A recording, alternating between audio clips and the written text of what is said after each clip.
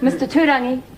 Oh, yes, look, I'm sorry. I've spoken to Mafish. They're quite reasonable. They don't want to get caught up in any of this treaty kerfuffle. The treaty is not kerfuffle, Mr. Turangi. It is the korowai behind which I will shelter. Look, we could be struggling with the treaty defence. Exactly what there's Fogarty said.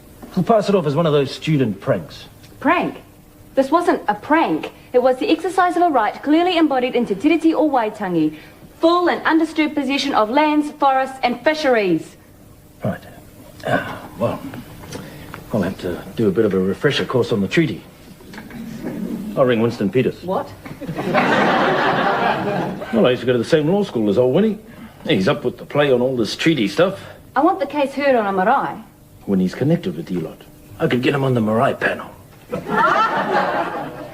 Well, in that case, I will submit to a Pākehā court. But the proceedings must be conducted in Māori. Oh. Oh, we're in for a real problem there. Why? It can be done. Can be done, but not by me. Can't speak the Maori. I can see no point in discussing this any further. Inohora, Mr. Turangi. He was not a Māori. He was a brown Pākehā.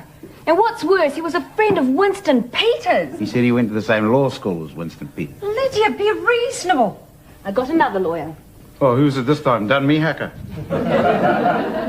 Nigel Whitchurch. Ooh, that's a good old Māori name. Which canoe did the Whitchurches come out on then? He may not be Māori by birth, but in his heart, he's tangata whenua. Has he got any qualifications? He's been arrested every Waitangi Day since 1983, and he's Vice President of PAWG. Porg. PAWG, P-A-W-G. PAWG? What's Porg? Pākehā's awash with guilt. It's taken over from heart. It's a new movement to belong to. May I say how much I envy and admire you, Mr. James? What's that for, Nigel? Being on the radio, you mean? No. For being a Māori. It's something I feel I always missed out on. Well, Nigel, that's something you and I both missed out on. Yes, but you were fortunate enough to marry Mr. James. Right, well, seeing that you're here, Nigel, you better have a beer. Relax, Billy, I'll get him. Oh. Thank you. Or, as you would say, kapai. It's... thank you. Yeah, I know. Pākehā's awash with guilt will put Lydia's oppression on the front page of every student newspaper in the land. Oh, that'll be a great help, Nigel. Yes, I thought so. And I have personally written to the United Nations Suppression of Colonialism Committee. Nigel intends to draw not only upon the fabric, but on the spirit of the treaty itself. Te wairua o te tiriti. What about all this being heard in Maori? What's happening about that? We've changed our minds. We're going to use the language of the oppressor. Nigel speaks fluent Māori, but he feels he lacks the mana to employ our language without the backing of a iwi authority.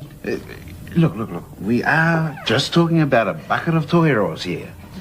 All we want is to get Lydia off with the least amount of hassle, that's all. But Mr. James, Indigenous people have been hassled for centuries. But now the tide is on the turn. Nigel, you know when this is all over and we've driven the Pākehā into the sea and all that? Yes. Where are you going to live? I have it. My statement. Well, the scarf. Well, this is it. My commitment to taha Māori. My moko. It's your idea, isn't it, Nigel? What? Wait, that moko on that. How do you feel about that? Well, I feel... Tai ho, everybody. Tai ho. Ko wai tēnei. Uncle John, this is Nigel. Nigel Whitchurch. Tanakwe.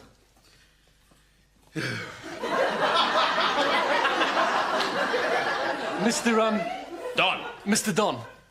are you encouraging Lydia to do this? No, I think it's got to be Lydia's decision.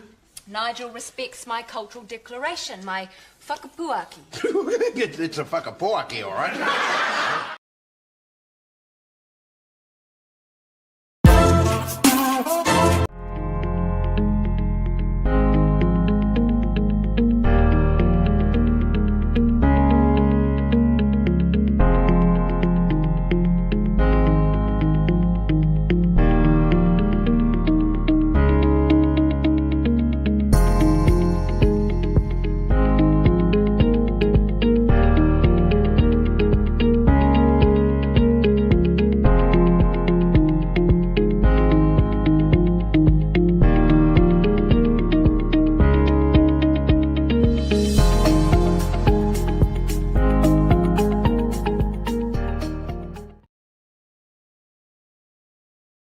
Well, Māori e whakalawalahi atu. Welcome to the Daily Examiner. My name is Elliot and Ikilei. It is my absolute wonderful pleasure to welcome you into our chat tonight, our discussion. So, just want to give us a little brief, so some housekeeping rules, right? You know where your emergency exits are. If there's a bit of a problem there, that's on you. If you've got your little bit drink, I've just gotten home from work, just jumped in the shower, come out, and so ready to go and have a good little chat. Now, the reason why we are having this chat, of course, is the eve of Waitangi Day, and we've got a very important guest to bring on and have a kōrero, have a chat. Now, I want to give a little bit of bits here. First off, any sort of comment that you want to put down, please chuck it down, not a problem. We will see if we can address it. We'll bring up sort of discussions. Now, this is going on X, YouTube, Facebook, of course. And more than welcome for you to jump in there, have a bit of a chat, have a bit of a comment, question, anything that you want to have. This is free speech. You know how we roll. The reason why we're going to have our wonderful guest on is because he has been calling out a lot of things on Facebook, not in a mean way, just, you know, some good, strong, free speech, some good, strong discourse. And I have sort of known about him for a little while. Didn't really know him that much, and I got lots of people in my DMs saying, hey, this guy's just straight up commie. So I wanted to not get a misconception, so I only watched 2 videos. One of them was about 5 minutes, and the other one was like about an hour. And just to give me an understanding as to what our man sort of is in and represents. Tonight I will be discussing, because I think that we agree with some fundamental things, which is on how to improve society, how to help the dangerous things that have gone on, that have happened. We might differ, I suspect, on how we get to those places, and we're all more than happy to have a chat about that. So I didn't want to get a misconception, so I made sure I just didn't watch too much. So without further ado, I want to bring him on. Please welcome to stage Joe Trinder. Joe, good to see you online, brother. How are you? Kia ora tātou. Elliot, how are you? Good. Now look, just for our audience out there as well, me and Joe, we might sometimes speak in te reo Māori. That is absolutely fine. I have whakamohio he iti whakamohio o te reo Māori. So I don't speak much Māori, but I love the language. Therefore, sometimes those words will come out. I always speak in the context of what it is. Same with the Chinese, same as whatever else. Even if I'm on gaming trends, on gaming switches, then I also have chat in that regard. So sometimes it will. Joe, would you mind giving us just a quick, you don't have to do a full one, just a little bit of mihi, your pepeha, where do you come from, what's your origin, before we get stuck in, and then I'll do mine as well. So my name's Joe Trinder. I am the editor of the Southern Cross News, and I live in Kirikiriroa, Hamilton, in the Waikato. I'm originally hail from Otago, Dunedin. So I'm a Southern boy, and I am a radical Māori activist of the highest order. Yeah, we'll get into some of those. I'm curious about some things that I've heard without, so we'll get it right from the horse's mouth, so to speak. So yeah, kia ora koutou, kia ora to everyone here. I hail from, North Pamutana Ahu, which means I come from Palmerston North. That's where I was born. Escaped there when I was about 2 years old. Hey, no offense to all you crew who are from the Fielding, Bunnythorpe, Palmerston North area. My tribe is Te Awa. My hapu is Ngāti Raukawa. Yeah, I've seen a couple of things saying, that can't be. Oh, it can be. I also, in terms of my my maunga, I don't know. Kaore mohio te maunga, kaore mohio te awa. I don't know what they are. I know whakarongotai is my marae. And in terms of where I sort of grew up was, I spent some of my teenage years were in Kirikiriroa in Hamilton. I am a boy of St. John's. I'm an old boy of St. John's. And but most of my life has been spent in Auckland. That's GI, or more particularly Point England GI, as well as South Auckland as well. So that's where I sort of mainly live. So yeah, I love it. Yeah, I like all the parts that I am. I am, like I said, Te Awa Ngāti Raukawa. little bit of Tonga, a little bit of Niue, and a little bit of England. In fact, my English blood came from Gloucestershire, whatever, Gloucestershire, and that was back in 1858 or something like that. That's when they left. So wonderful. Thanks, Joe. Thanks for that. Really appreciate that. Again, and we've already got some people coming in there. Lovely. Very good. GG Alan. Joe, just to let you know, I did read some of the comments on your own pages. I was like, woo, hey. There's stuff like, oh, get that kupapa. Hey, get that bald head. Wow, hey. Sick. Mel's on there as well. Hey, Mel, I appreciate that you have both come together, regardless of the differences of opinion. Absolutely, Mel. Thank you very much. Excellento. All right, so, okay, Joe. So we're here. We're gonna have a chat.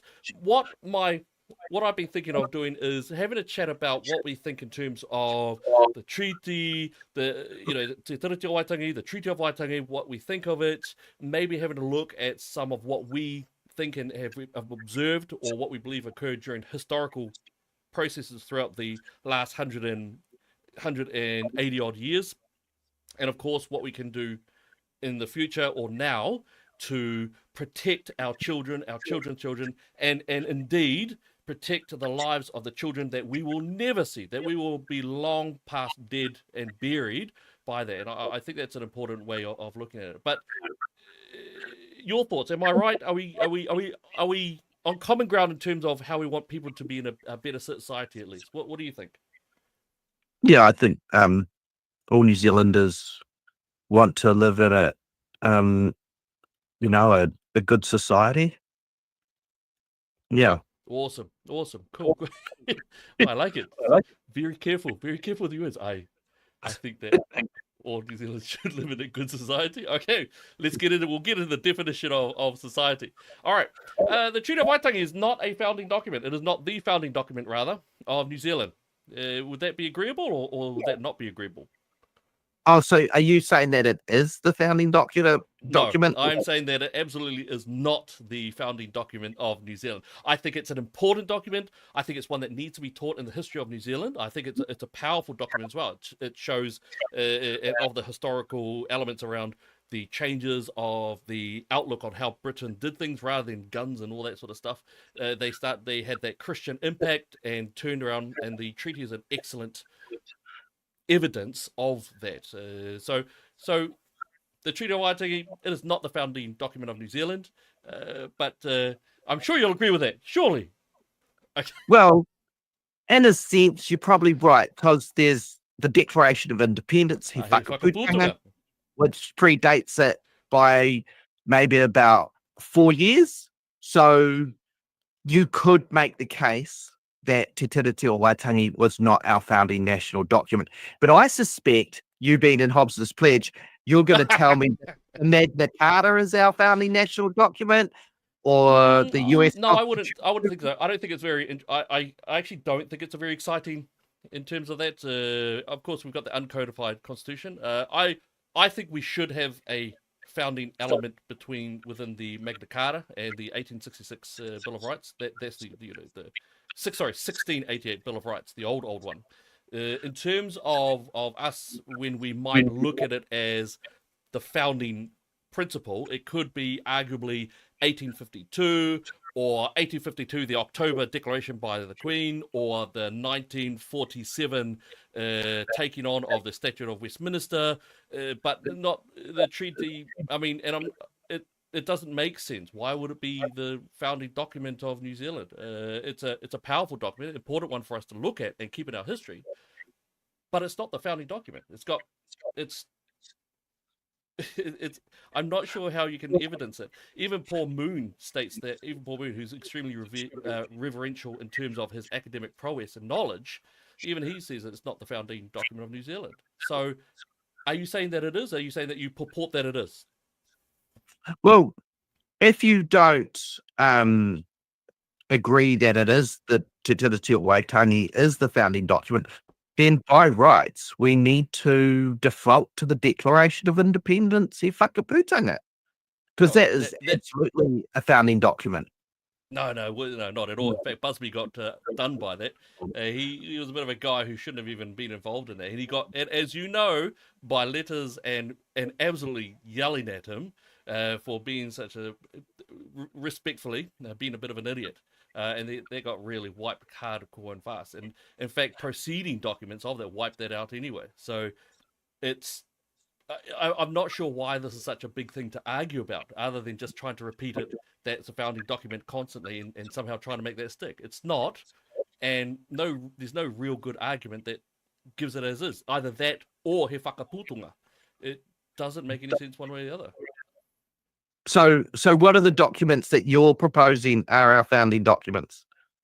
Well, I think in terms of founding documents, I'm not sure if I'd say document, but rather the decisions made. Again, you could argue 1852, 53, declarations from the Majesty, the 1947, I think in terms of that, but even then it wouldn't be a document. We don't have like the US has its Declaration of Independence, or rather more accurately, its Constitution. I think the American Constitution is probably, in my opinion, the greatest document, one of the greatest documents that we have in not ancient, but historical times. I think the Magna Carta is a powerful document.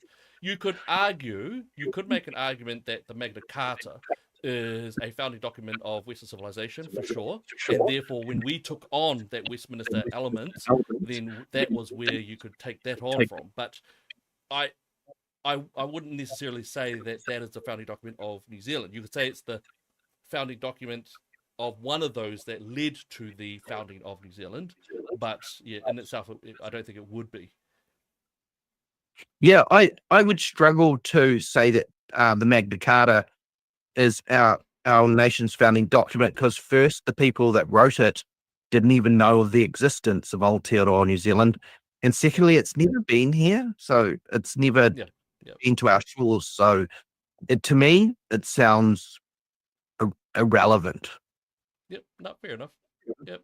I just a fine argument. Eric here, he's made a bit of a comment. We need a written constitution ASAP.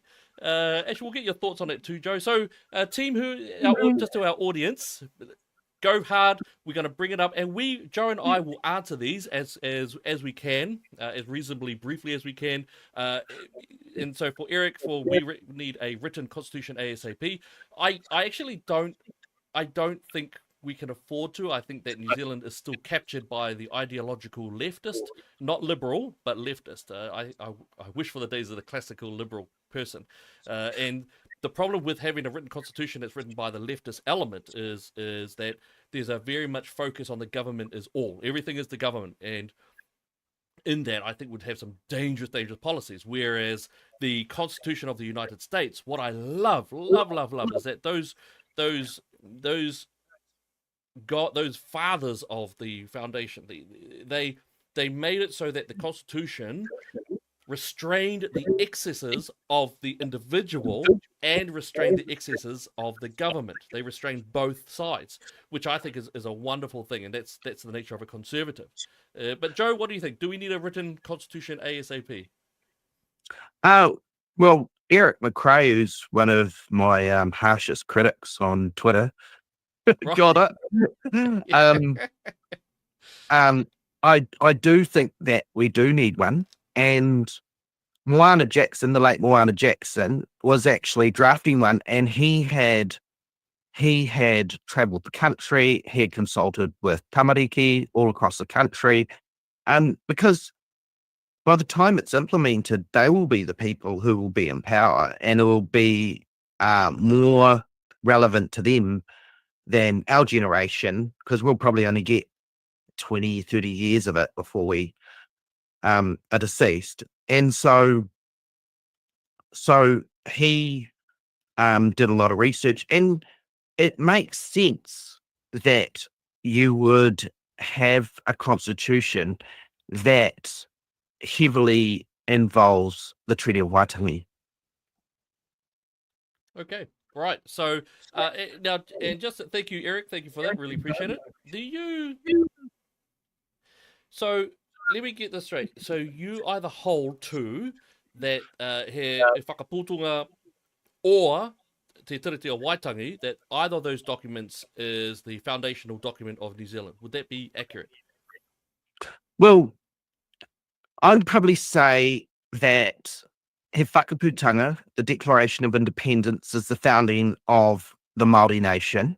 And then I would say that the Treaty of Waitangi is the founding of the colonial government.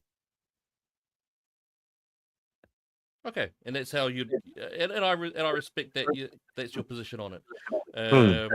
So no, fair enough. Thank you very much. Appreciate that. You know, I there's some things that I think about in there. I mean, I don't think we're going to come to an agreement on it, and that's actually fine. That is okay. John has put out one there saying 1835 Constitution exists since the 1835 Wakaputunga. Oh yeah, and I forgot. I'm supposed. So my own tikanga was learned in Waikato, which means that I'm supposed to say pōhiri, but I don't. I say pōwhiri, which is always an interesting one when it comes to being a whaikorero and all that good stuff. So yeah, thank you, John. You're right that the 1835 Constitution exists since 1835 Whakaputunga. However, that is not what we go by. That was simply a thing that Busby put out there, which he shouldn't have put out there in the first place. He was going beyond his scope. He got yelled at for it. I believe he got fired for it, and that piece of paper was not worth anything. And I don't mean that in a disrespectful fashion. It just wasn't. And there's plenty of evidential pieces on that. The one thing that the British government were able to do was hold on to a lot of bits of paper, which was a big, strong one. Here we've got another one here, which is, how would the Crown exist in New Zealand without the Treaty of Waitangi or Declaration of Independence? New Zealand wasn't a nation taken by force and rather by agreement. And that's from Hans. I think Hans is right. I honestly do. It was British colonists were permitted to emigrate here to the most beautiful country on the planet by the chiefs and tribes. It's the greatest privilege any British subject could possibly be offered.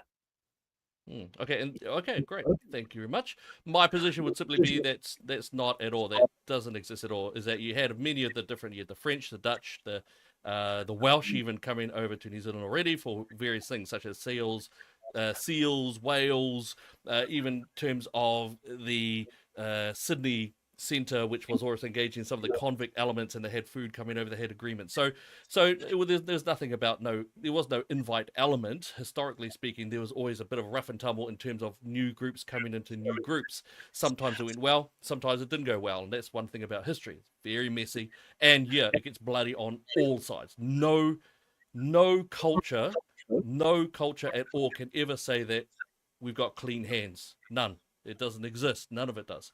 So in terms of that, I don't believe at all that there was such a thing as given that the colonials were given permission to be here. Not at all. The treaty was never about that anyway. It wasn't about permission.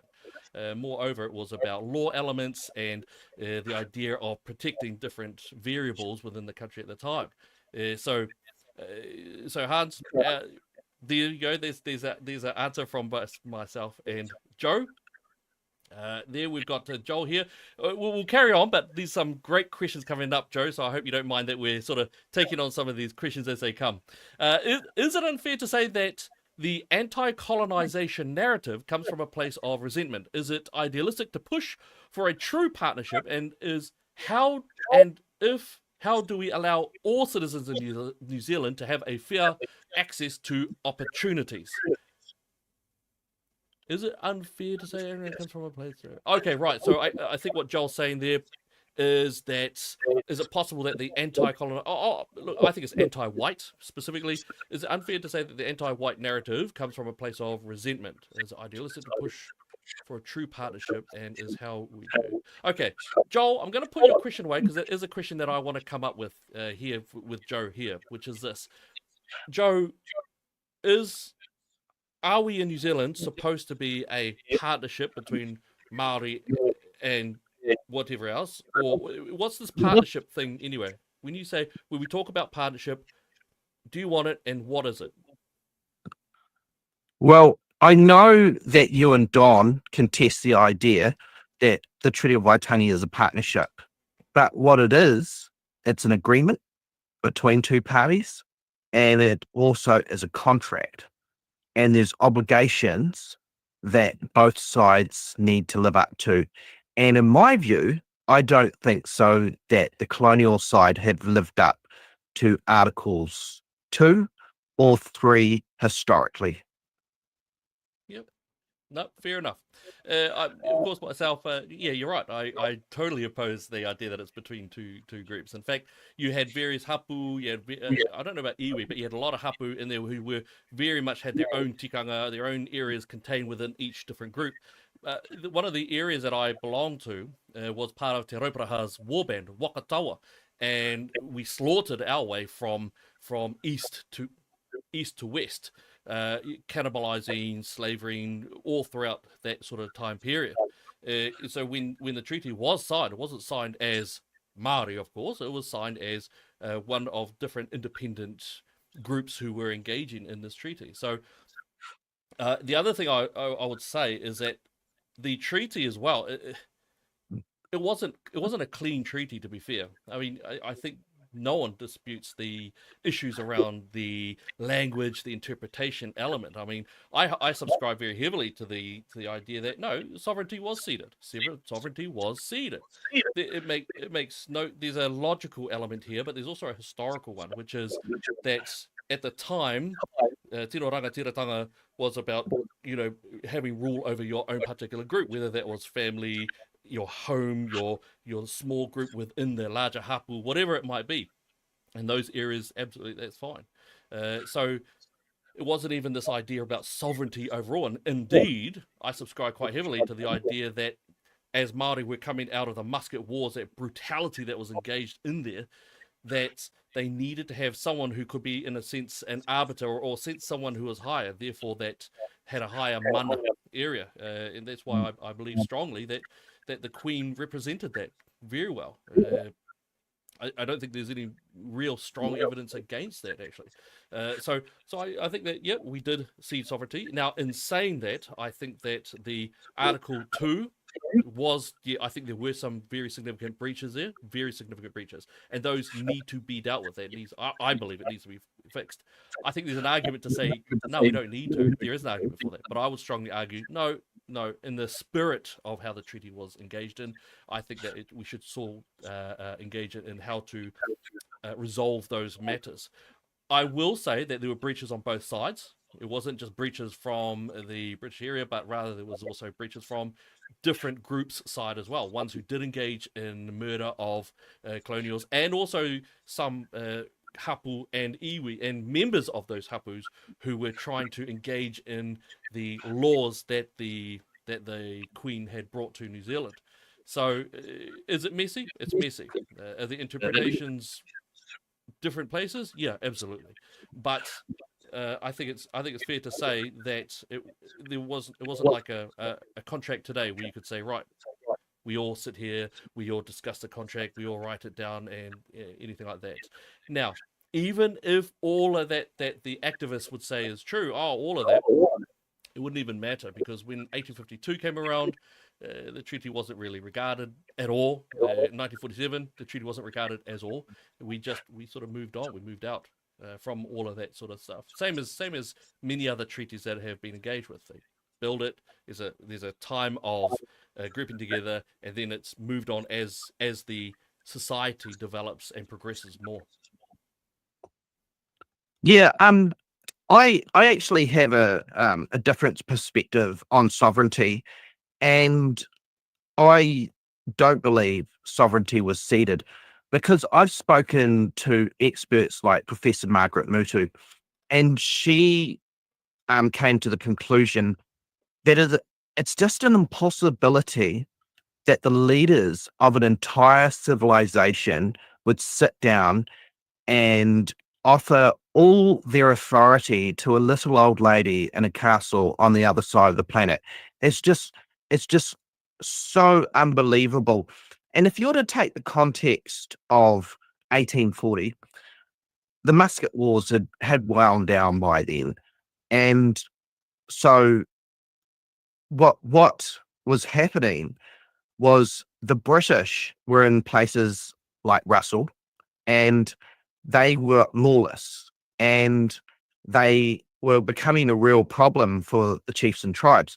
Now, revisionist amateur historians will tell you that British colonists were these enlightened people that were offering civilization. But in reality, in Aotearoa in the 1830s and 1840s, the colonists that were coming over, they were lawless. They were running brothels in Russell, and they were they needed to be governed. So with the Treaty of Waitangi, in the minds of the rangatira, what they thought was happening with the treaty is what was written down is that the Queen or Governor Hobson was going to get rangatiratanga, and the Queen, she was going to become another chief amongst other chiefs, and without any authority over those chiefs. And if you think of it logically, there's no way that any leaders of a civilization in their right mind would sign a document to offer all their authority and power and sovereignty to someone that they've never ever met. It's just totally illogical. Yeah. So I'll definitely push back on that one. And in terms of that, see, I don't think it's illogical at all. In fact, you're absolutely right. Russell, what was it named as the hellhole of the Pacific? Yeah, sharks. Yeah, horrific. You also had Wakefield. You had the New Zealand company out there. You know, real. I would call real douchebag sort of stuff going on. Absolutely. However, you did also have strong relationships between various chiefs, and for example, the whole the convict settlement over in Australia, they had wonderful business deals going on already with several of the Ngāpuhi chiefs, and then they had, we're not talking about little bits of potatoes and, you know, sort of agriculture, but you actually had a huge amount of food being processed back and forth. They were already engaging in some wonderful business deals and operations. You also had a lot of the missionaries coming over as well, and these were guys who were actually embedding themselves in the culture and speaking into their hearts, and there's some wonderful stories about Christianity. I know that many of the activists want to basically say, oh, white man religion and all that stuff, but the fact is Christianity protected Māori, and it even protected the Māori language as well during the times where it was suffocated in the schools. So the pushing of that all led to a very intelligent understanding of what the Queen represented. I mean, there were a few chiefs who had gone over to Britain. There's this weird theory. I'm not saying you, but I'm saying there's a weird idea around some of the activists where some of the chiefs were just flax-wearing savages. But these were people who had business dealings, had understandings of economic principles of this new world that was surrounding them, and they had actually gone over into Britain itself. So there were already connections being made. Now, when you have that and you see that there's this mighty power out there, and you've just come out of war, and I will with most respect say it is. I think it's a flippant to say that the musket wars had wound down. The musket wars were a brutal, murderous rampage by various tribes. Ngāpuhi, when Ngāpuhi got those muskets, they slaughtered their way south, hardcore.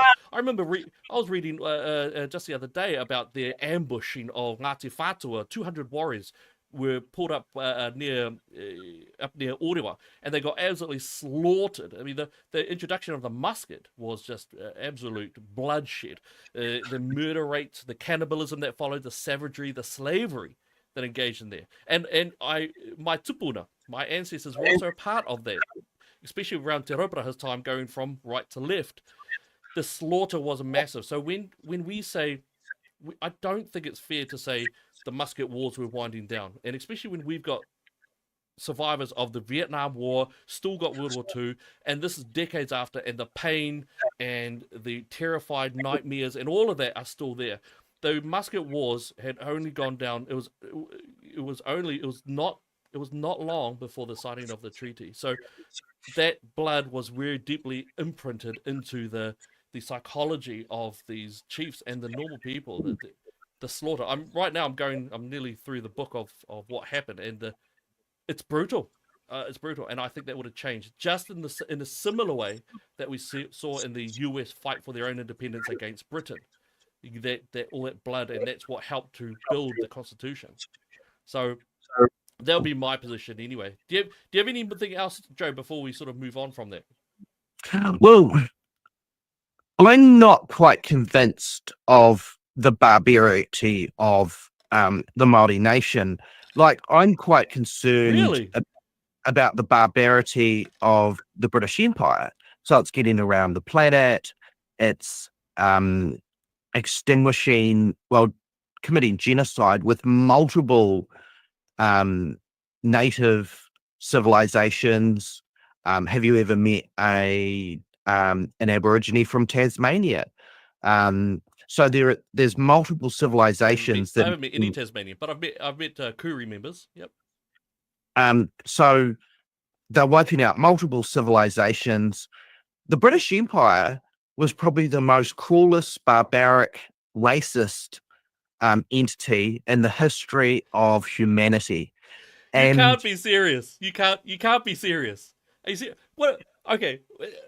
Wait. Okay. Are you missing out the various African nations between that same time period, or even like 3 centuries before that, or the Barbary elements in the Middle Eastern environment, or let alone the Asian continents? That are you saying that they are more genocidal than these groups that engaged in genocide? What about Nazi Germany? Yeah, well, probably Europeans as a whole are quite barbaric. I mean, they went through 2 world wars where they wiped out maybe 50 million people, and then they had a Holocaust. And so for Europeans to accuse anyone of barbarity is really kind of hypocritical. I'd say that definitely but see, there you're pointing at ideology, because if you're talking about ideology, you're talking about communism, effectively, or that very far left ideology that's the most murderous in the history of mankind. That's that's why I think that in terms of you saying that Britain was extremely murderous is just not backed up by science or evidence or historical facts, because England was the very first nation to abolish slavery. No other nation, New Zealand included, abolished slavery until Britain. Britain was the first one. They abolished slavery, and yet you're suggesting that's not the case. I mean, you look at anywhere where there's far left. So if we look over the last century, for example, you've got 100 million. And that's conservative figures by the Harvard researcher. You've got 100 million men, women, and children dead from communism, effectively. Socialism, heavy socialism to communism. That goes beyond any amount of religious war or any religious, even a Spanish Inquisition, than any other type of ideological grouping en masse. Even the ideas of colonization and settlement procedures, I think you'd be really hard pushed to be able to state that was a genocide as opposed to tragic effects of the flu, diseases brought, food, pests, that sort of scenario. But you're still sticking with Britain was the most evil one in the world. Oh, absolutely. The deaths it caused pale in comparison to even World War II. It was a brutal organization, the British Empire. In fact, in North America, there's the estimate of that it destroyed around 90 million Native American people, causing an ice age, a mini ice age, because a mini ice age. Absolutely, because there was a lack of fireplaces and cooking in North America, because there had been such a violent depopulation by British colonists.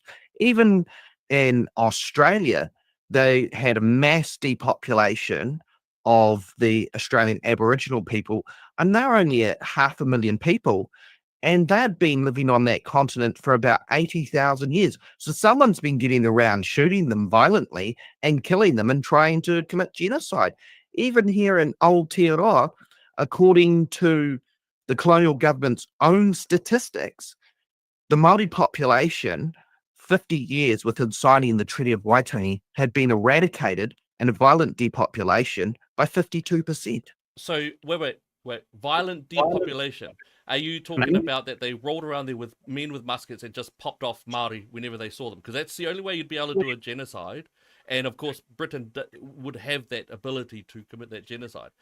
Because that's a very long bow. I disagree that that's the only way, that with muskets that you can violently depopulate a civilization or a population. There are other ways, like land confiscation, destroy the economic base, just starve them out, burn down the Urewera forest, Right. just scorched earth policies and invasions and second-class citizenry. Well, okay, so that I have to say that's not the evidence that we have, because if they were doing that, then they'd march them up and shoot them. But instead we have many. The fact that there's no full-blood Māori is not a bad thing. If anything, that's a wonderful idea about people engaging in relationships with Māori. This idea of basically rounding guys up and when you say violent depopulation because of land confiscations, there were breaches on both sides. Both sides. Not only that, when I say that when I say no Pabotana Aho, I'm saying that I'm born in Palmerston North. I come from Palmerston North, but that's not where my tribe came from. My tribe came from the other side of New Zealand and slaughtered their way from one side to the other and took that land from another tribe and slaughtered those ones or enslaved them. The other part of the land got taken over by another tribe as well. And this is all before 1840. So trying to say that these are scorched earth policies doesn't ring. It really doesn't. And in fact, if you're going to look at that, you have to remember that Māori, when they started to engage in the relationships with Britain, they were already engaging in agriculture. That means the Māori themselves were tree felling. They were onto it. The whole beads and blankets narrative only started with the first bit from Wakefield and the New Zealand Company. After that, the fairness element came in quite heavily.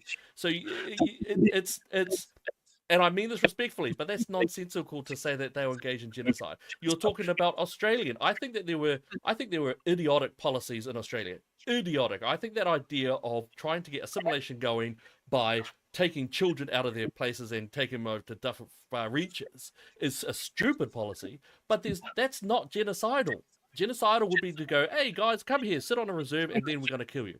That is genocide. You trying to conflate genocide with some, I would say, scumbag policies, but also a lot of policies made by the group, the indigenous group themselves, as well as just the natural processes of colonization, the natural processes of gentrification, of agricultural taking on, and also the principles of economics, the migration to the urban sites, all that good stuff. Though that cannot be, you can't refer to that as genocide. It's not.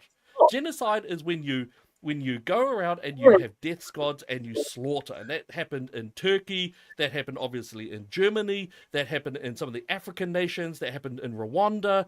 Those were genocides. What happened with the British, it's not. You cannot seriously argue, and I mean seriously in terms of it's not a serious argument to make that the Britain was engaged in genocide of Māori or even Kuru. I think there were scumbag policies, but there wasn't genocide. It's like I can see that I can see, for example, you've got the Hamas. I'm sorry, Kefa. Gosh, I don't want to get it wrong because of the South African thing. But I see you've got that. I would strongly say that Israel has not been engaged in genocide against Hamas or Gaza, whatever the word would be. They want to break it, and they have every capacity to engage in genocide. They do not. But maybe we need to talk about that at a next part. Yeah, we'll get to that one. Oh, sorry. Okay, so there's some parts of your kōrero that I want to contest. So you've claimed that the British ended slavery, and I say that they did not. Because actually people they took from Parihaka, they used them as slaves to build Dunedin and Christchurch. That was slavery. There's nothing else. Was Parihaka a genocide? No, it wasn't. But what it Okay. was mass land theft, and it was taking men and using them as slaves down in Dunedin. The second part that I want to Well, contest hang on. Let's slavery. How was it slavery? Like, I'll be honest. I don't know. I know a little bit about parihaka. I don't know too much. But how was it? How do you define that as being slavery? So you've got passive people sitting there singing waiata. The armed constabulary come in. They rape all the women and children. They They shackle rape them. all the women and children. Absolutely. So I've been having a look. Yep. I've been having that is one thing which I was looking into. Where did these reports? Now, don't get me wrong. I think you would have had absolute scumbags involved in all different echelons of society and different races. Scumbags exist everywhere. But you're saying they raped all the women And children. Now, allow me and to children. You're finish. saying they raped all the women and children. Well, that's Absolutely. important because that's an atrocity. That's an atrocity, and that does require, for example, dawn raids, massive issue, massive drama, and the Labour Party purportedly dealt with it. But what I mean is, there's evidence there, enough evidence there to show that it was occurring and going on. The Mau in Samoa, the killings over there, where there's evidence in there. Are you saying that there's enough strong evidence from the Parihaka incident? And I don't know because I haven't seen all the evidence, so I don't know. I'm asking you as to what evidence there is that all the women and all the children were raped. Yeah, all you need to do is go and look at the Waitangi Tribunal reports, and they have clear evidence of how the men were taken down to Dunedin and Christchurch and used as slaves to build infrastructure like places like Otago Boys High School, Portsmouth Drive, the Dunedin Botanical Gardens. They also locked them up in caves all along Portsmouth Drive. The women were raped, and when the men got released from Dunedin jail, they'll go back, and there's all these young Pākehā children running around the pā site. So someone's been raping people. Okay. So again, where is this evidence coming from that all the women and all the girls were raped at Parihaka? I say this because sorry, say again? The Waitangi Tribunal reports. Okay, all right. Well, I'll have a look at that. The Waitangi Tribunal reports also stated that airwaves were a taonga, which they're not. So yeah, okay, we'll check into that. We'll have a look at that. What the Waitangi. So your evidence is coming from Waitangi Tribunal. Yeah, and also verbal accounts of the events. Verbal accounts of the event. All right. Yeah. We'll follow up. We'll follow up to have a look at that, and that's fair. All right. So we'll have a look at the evidence of that. Might have a korero later on about that one. In terms of your slavery element, you keep saying slavery, but that doesn't quite make sense to me. Are you talking about PD? Because PD is not slavery, for example. Now, and I want to be a bit careful here. I think that taking those guys was incorrect. Was not a good. Was injustice. I think it was injustice personally. However, if you're stating that it was slavery, there are some criteria, I suppose, around what a slave is and slavery itself does. How are you justifying that idea about slavery? So, John Bryce, who was the native minister at the time, who they named Bryce Street after in Kirikiriroa, he organised a posse of the armed constabulary. There's photos of it. They turn up there. They shackle all the men, put them on a boat and send them to Dunedin. They like to call it hard labour. Now, the problem why it can't be classified as hard labour is for it to be hard labour, you need to go before a judge, you need to be convicted, and it needs to be officially, punished for hard labour. But the thing is these people were just doing passive resistance, protecting their land, and John Bryce made that decision that they need to go down and work till the day they die.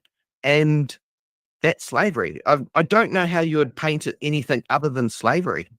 Because I need to, because when we talk about the justice system, because I've worked in the at-risk community for about 20 years, well, as of leaving about 4 or 5 years ago, but 20 years before that, working a lot with it. So the ideas around the law, punishment, what it looks like, we have to be quite exact with what we're talking about. Because I don't know whether you're referring to habeas corpus, as in they just snatched these guys and took them, or if they were picked up. So, for example, the Kingitanga movement, where we had some people who were engaged in killing other people, they were caught by the constabulary, brought from court, there was evidence proposed, and so the people were jailed because of their murder under and breaching the treaty. Whereas this one about Parihaka, I think it could have been a miscarriage of justice if they were just taken up and stolen off. I would totally agree with that. But there's some concerning words that you're using about things that might not be. When we talk about slavery, I'm not sure whether you're defining slavery as in brutal punishment, starvation, if they're not getting smack, all of that stuff, or if it's hard labor as per a punishment done by breaching the law. Again, Parihaka is not something I know a little bit about it, not too much about it, and that's something that I'm going to need to go back and study a bit more on. But all the girls were raped, the men were sentenced to slavery until death. I don't think that's accurate. If I'm wrong, I'm wrong. I'm willing to study up on that, but it just doesn't make sense to me. Britain was not genocidal, neither here nor in most places, but they were scumbags in some areas for sure. Definitely atrocities, but not a systemic thing anyway. All right, so let's have a look here. So, okay, all right. One thing which I want to get rid of, which I'm happy for you to argue for as well there, Joe, is the seats, Māori wards.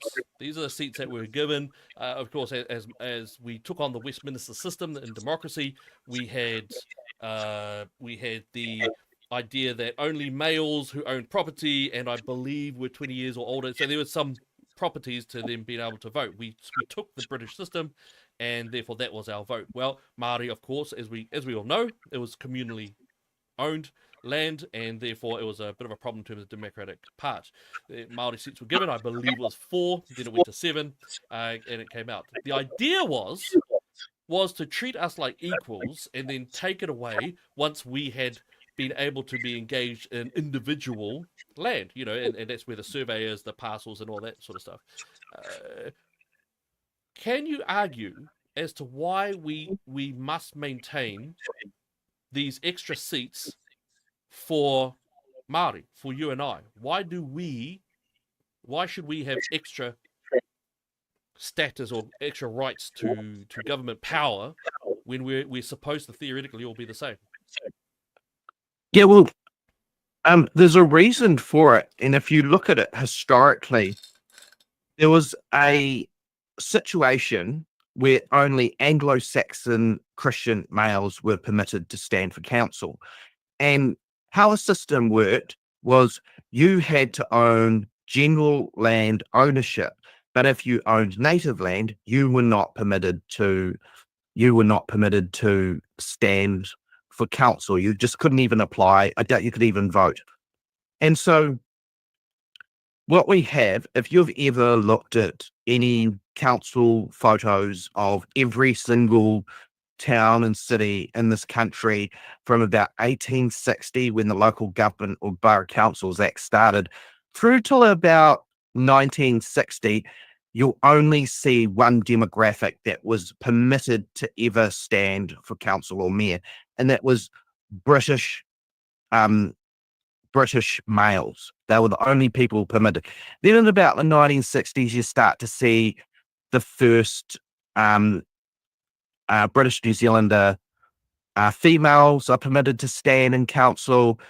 But what we've had for so many decades is we've had Anglo-Saxon hegemony in local government. And so it just makes sense that we would want to honour the Treaty of Waitangi and offer Māori a seat at the table to help make decisions, as opposed to keeping them on the outside.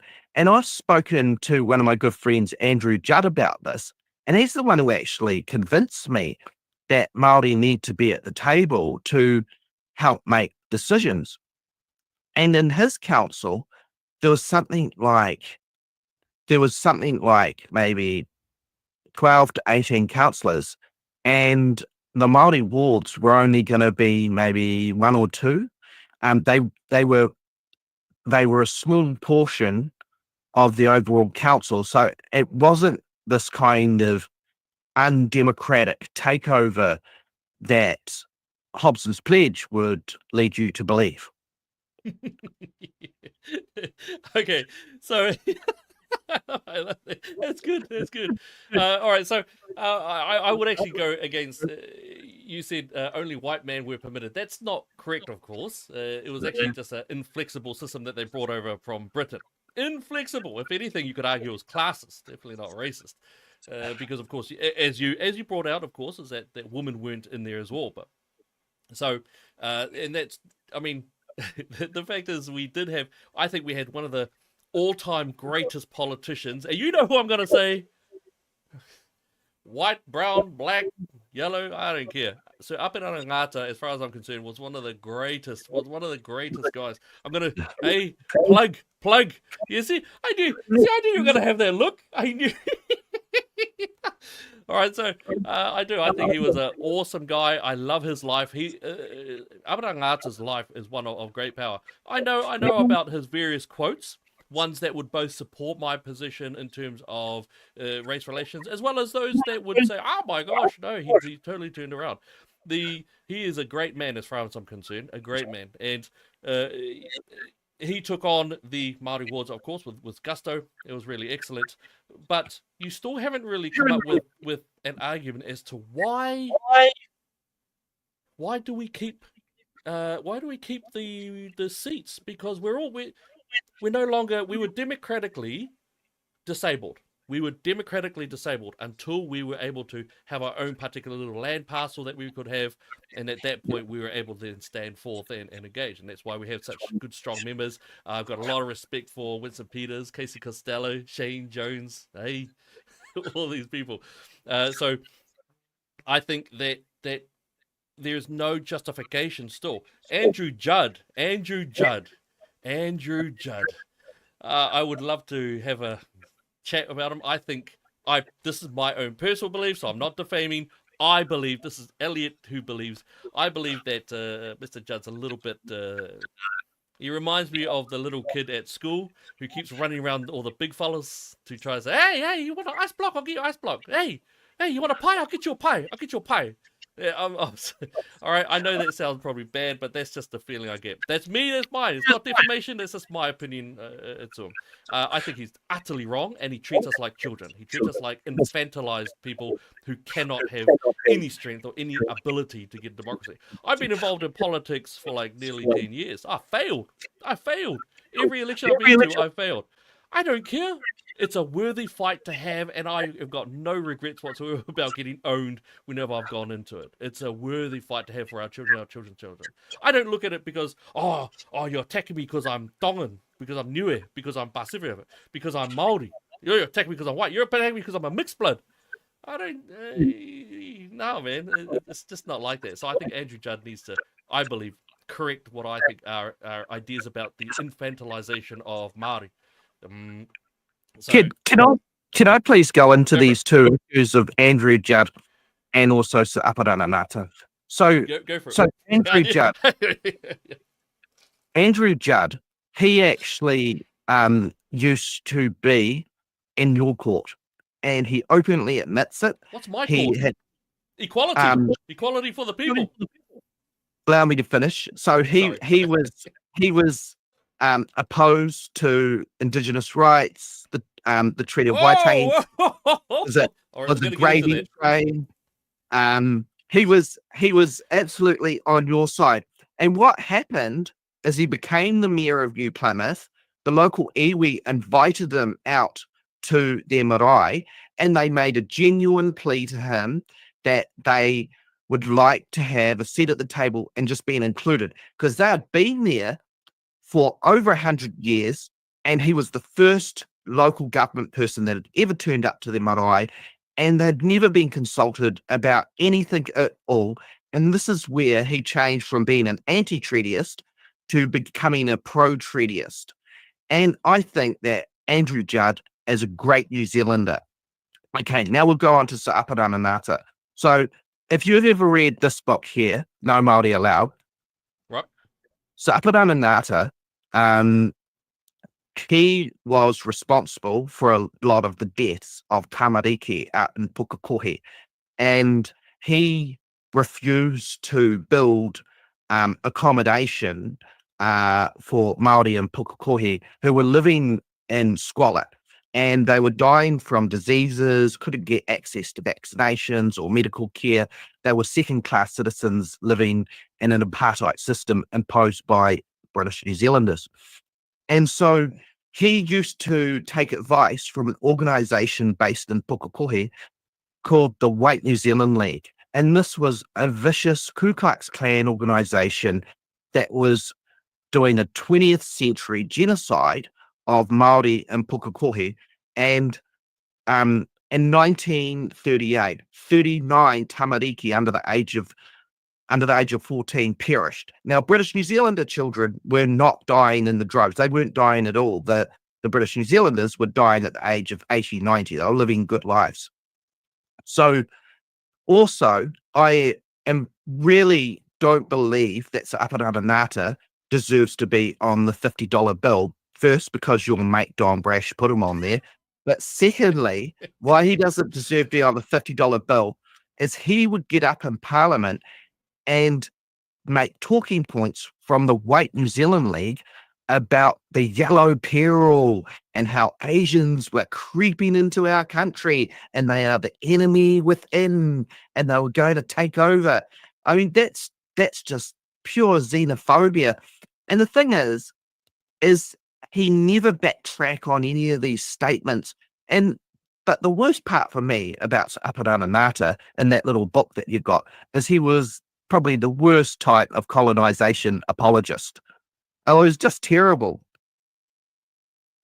So, okay, all right. So there's three things. You actually went to three things there. So I'm gonna push back. Of course, you started with Indigenous rights. Whoa. So when we talk about Indigenous rights, I mean, what does that even mean? Because of course, Treaty of Waitangi, Article 3, which I absolutely love, is the idea that the spirit of it is that it's everyone is to be equal, and it did. And so Article 2, which protected the property rights of all the people who are engaged in it, awesome, wonderful, no problem. But to be sort of saying that, that people are against the Indigenous rights, that means absolutely nothing. The only time that you might be able to say that it means something is if you're engaging in the United Nations agenda item like the UNDRIP or something like that, which has a very extreme look at it. It's quite shockingly bad. So in terms of Indigenous rights, that's actually a bit of a buzzword that I have seen from the left. And yeah, I know. I mean, I know you're from the left. I know that, but I'm not. It's just something that I've seen that comes from the left. Is the idea of what I would say is a weaponization of the wording Indigenous rights, and keep pushing on. Again, none of us who whakapapa back to iwi, none of us who whakapapa back to Māori, none of us are full-blood Māori. None of us. Willie Jackson is Ashikaga Nazi is Jew. He's got Jewish blood. No problem. That's fine.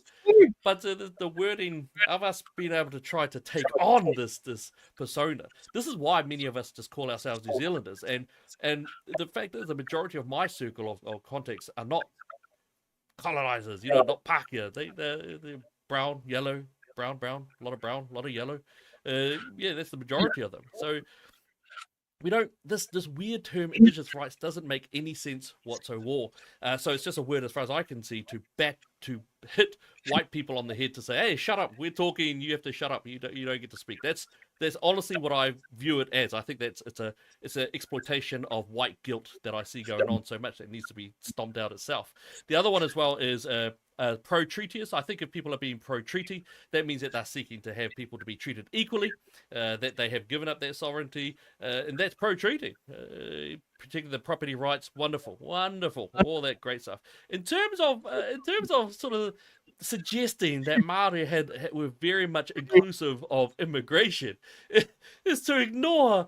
And I think I'm gonna submit something here. I think you know that Māori, and I know this well because I was part of it and I was involved in a lot of the talkings during various hui and various marae, as well as whatever kāinga I was in at the time.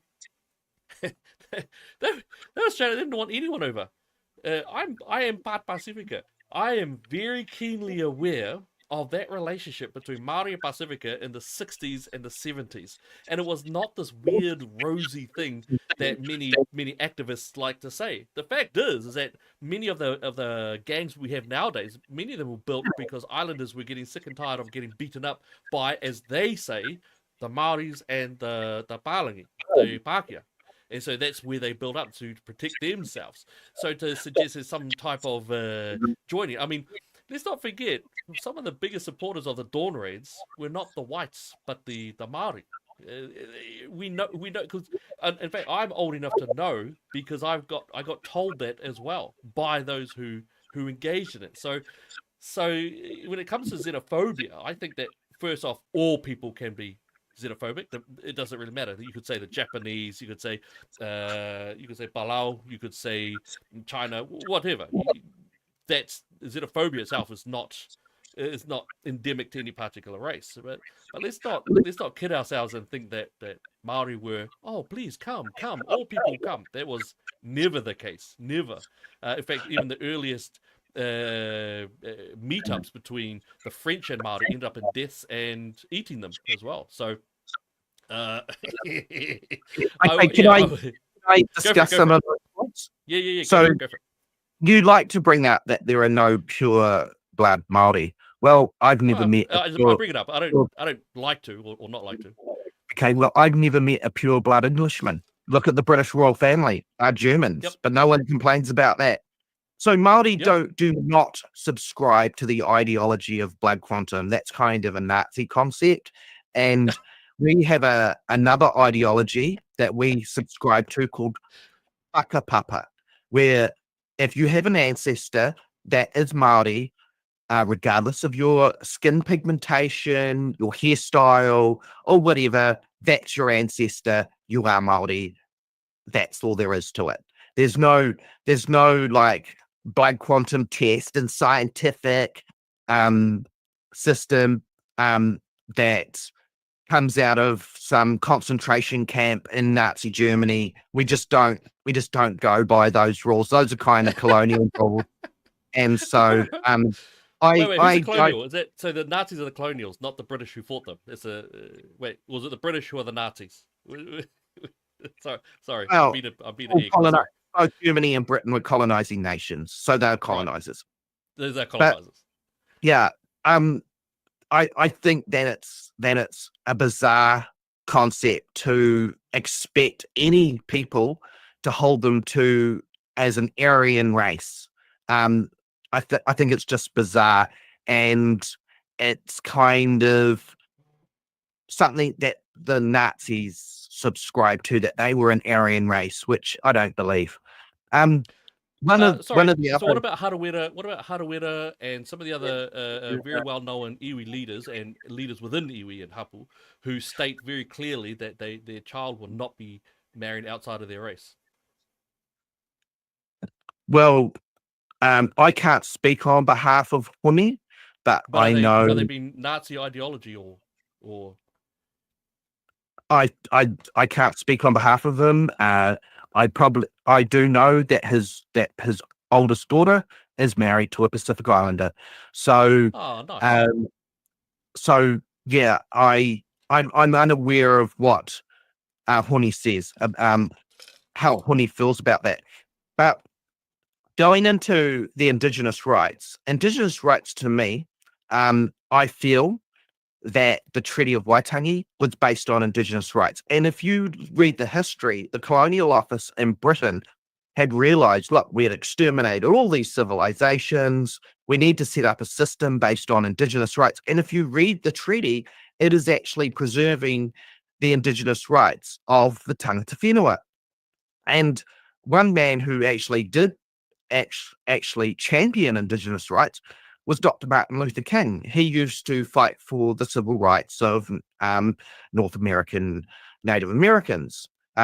So Māori are Indigenous to here in the South Pacific, and we want to fight for our Indigenous rights.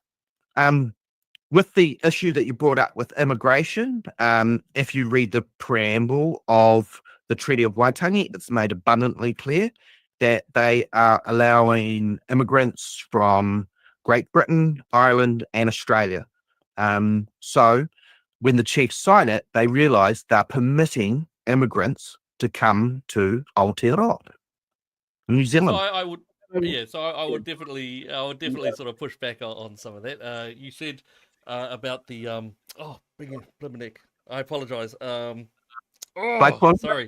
That's right. Oh, blood quantum. That's the one. So yeah, that quantum thing's only come up in the last 10 years or so. It's become this new another buzzword that's been engaged. Because of course, I actually said about 6-7 years ago, I said, half caste. I'm a half caste islander, blah blah blah, and I was corrected by some and I kid you not, full pig hair, just out of university person. I say, quantum. So it's the first time I actually experienced this word quantum. So these new words, again, they're merely buzzwords that I think are used to bludgeon over the head for white guilt sort of system. I mean metaphorically bludgeon as well. I don't mean anything negative, violently speaking. I do subscribe. I'm okay with the idea, and I know I run into disagreement about this, but I'm okay with the idea of Indigenous, of Māori, as when we first came there, that we were Indigenous, because I see it as the propagation of a unique culture that was on the nation, wherever we came from, whether it was Hawaii or whether it was from Taiwan, whatever the track, the journey came to. I believe that at least in New Zealand, that we landed here and we built up our own different cultures dotted around the coast. No problem, that's fine. I know some disagree with that. That's fine, I don't mind. And that's simply a what do you call it, a cultural look at the principles, an anthropological look, if you will, at what happened. The ideas, though, about allowance, no, that's new as well. There's nothing to suggest some sort of idea about permission. It was never purported as such. It was never given as such. So that's, I believe, a bit of a redefinition of that preamble. That preamble does not really engage in that. There's some wonderful inclusive language, but not woke inclusive language, not that sort. So it was never a case of saying, hey, yeah, you people from over there, you come. Yeah, you people over there, you come. It was never the case. The last one you were saying was, that's all right. I can't remember, but but that's all right. Look, we've been going for over an hour, so let's get into sorry, actually, no, because I've been really enjoying this chat, actually. This has been really cool, and people are really enjoying it as well. There's some very long comments. I do like this. Hey, Hans, thank you very much. You're both awesome, even if we have different opinions. See, that's awesome. We're able to have this little chat going on, all that good stuff. There's a long one there, but I'm having trouble playing this video here. Okay. Stephen Oliver, having trouble playing with this video, here is my take. Up until recently, I've had no gripe with the Māori issues. However, the media and the Māori extremists and the Pākehā leftist puppeteers and the funders have damaged the race relations. Jacinda and her team, which includes her bought and paid for media propaganda machine, have managed to paint a picture that may lead to many New Zealand citizens believing that Māori are disrespectful, ignorant, a burden on our society, and liability on our da-da-da. I have to say, that's the sense that I'm getting as well. Some of the people who I've met who are bloody good people, they said, one of them, I remember what he said, one of them said, the activism, those hardcore activists are turning me into a racist. And this is from a person who I know works very closely with Māori clients and Pacifica clients. Loves them, goes to the feed, knows how to cook some of the food better than they themselves. This person's actually not white or Māori or Pacifica. It's a different race. And this person just said, they're turning me into it because I don't want to be forced to do this. I see it as wrong. As they were saying that what we're doing in this country is what she's seen happen in her own country. She's from an area where we all know, and it's an area which did change rules based off race. And she said she's so sad because she sees what's happening now as what's happened in her own home nation. And she is not white, and she's not Māori or Pacifica, but she's got a very good understanding of it, and she works with our people. And I find that incredibly sad. You said Indigenous rights. What Indigenous rights do you think that various iwi should have that normal New Zealanders don't have currently? Well, I think that colonial systems don't work for Māori, and they never have. If you look at the incarceration rate, how long Māori live, there's a bunch of statistics where Māori are always at the bottom. And as taxpayers, I believe that Māori should have a degree of self-determination where they can have their own health authority for a system that works for them.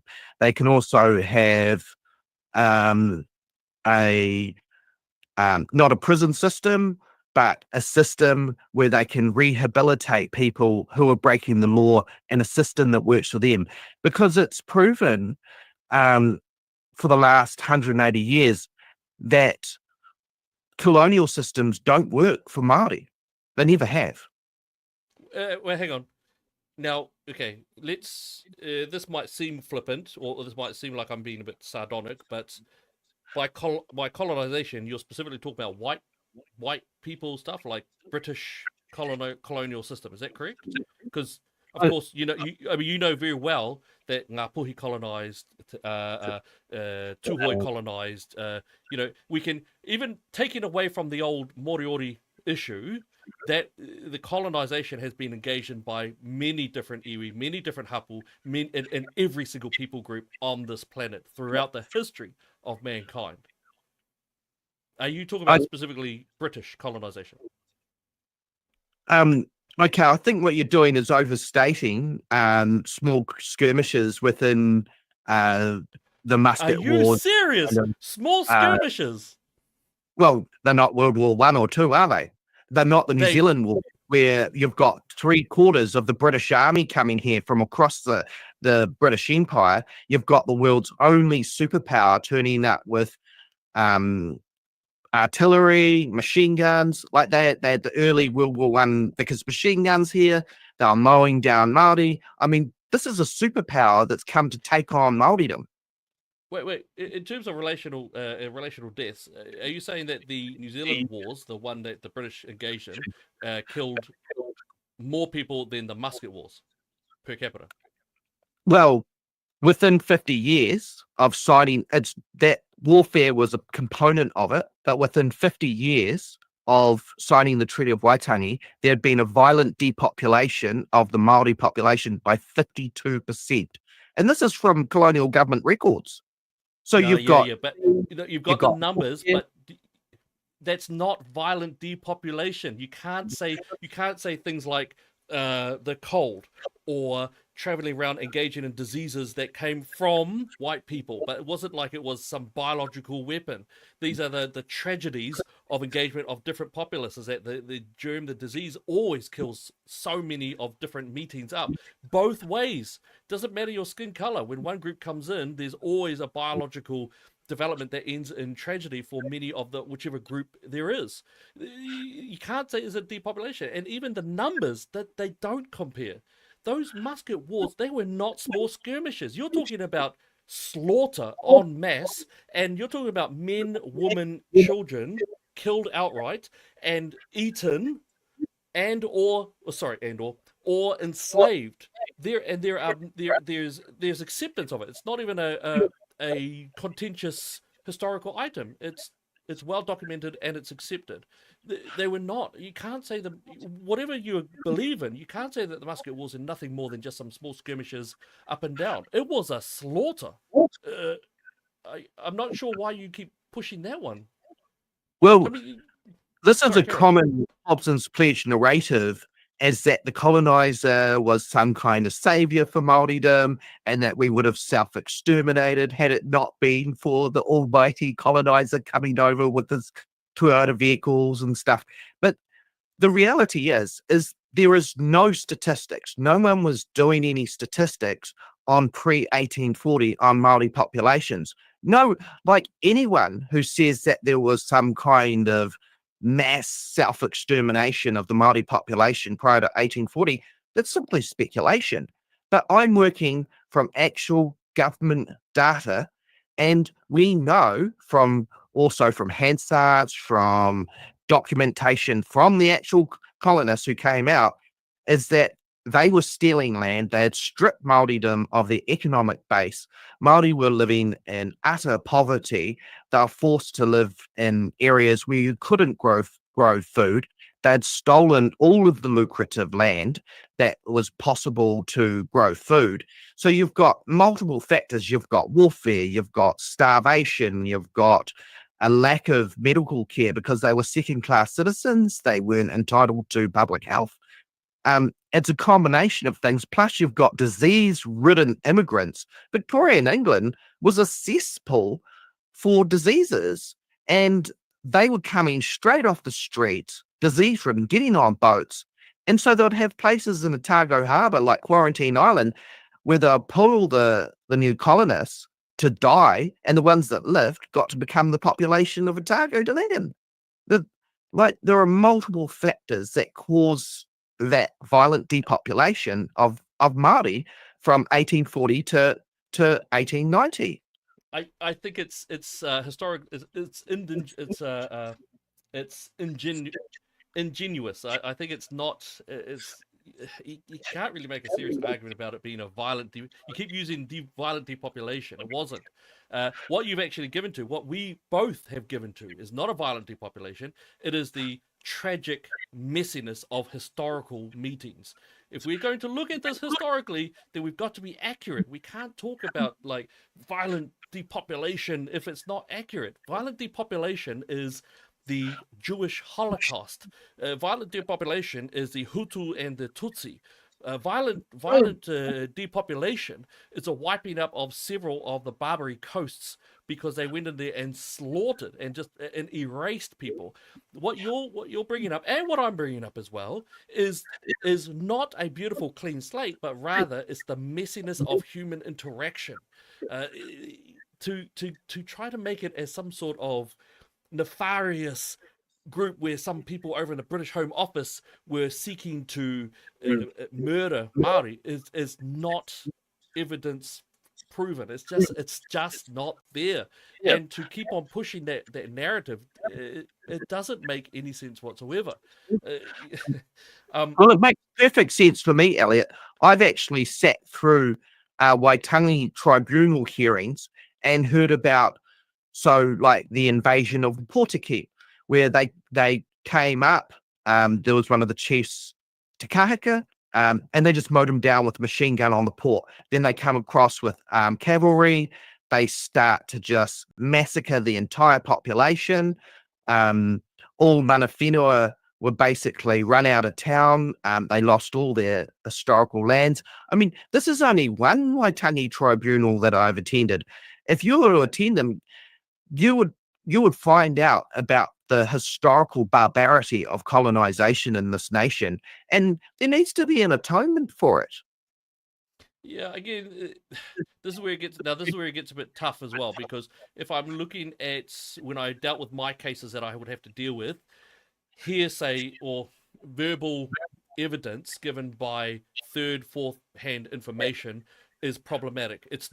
I'm not saying it's wrong, and I'm not saying it's totally out there, but it does become quite problematic. When we look at evidences, we do our best to look at the forensics, or if we're talking about history, the archaeological, and then we do our best to find any type of documentation that might be might be placed within it. And yes, I'm very keenly aware that people who might have a nefarious purpose, a malicious purpose, might fake some of the documents. But the mission, you had different groups who were engaged in documentation. Māori didn't take long before they learned how to speak Māori, and then it wasn't that long, speak English. It wasn't that long before they were able to write in English. These were, our tupuna were onto it. They were not, again, flax-wearing savages.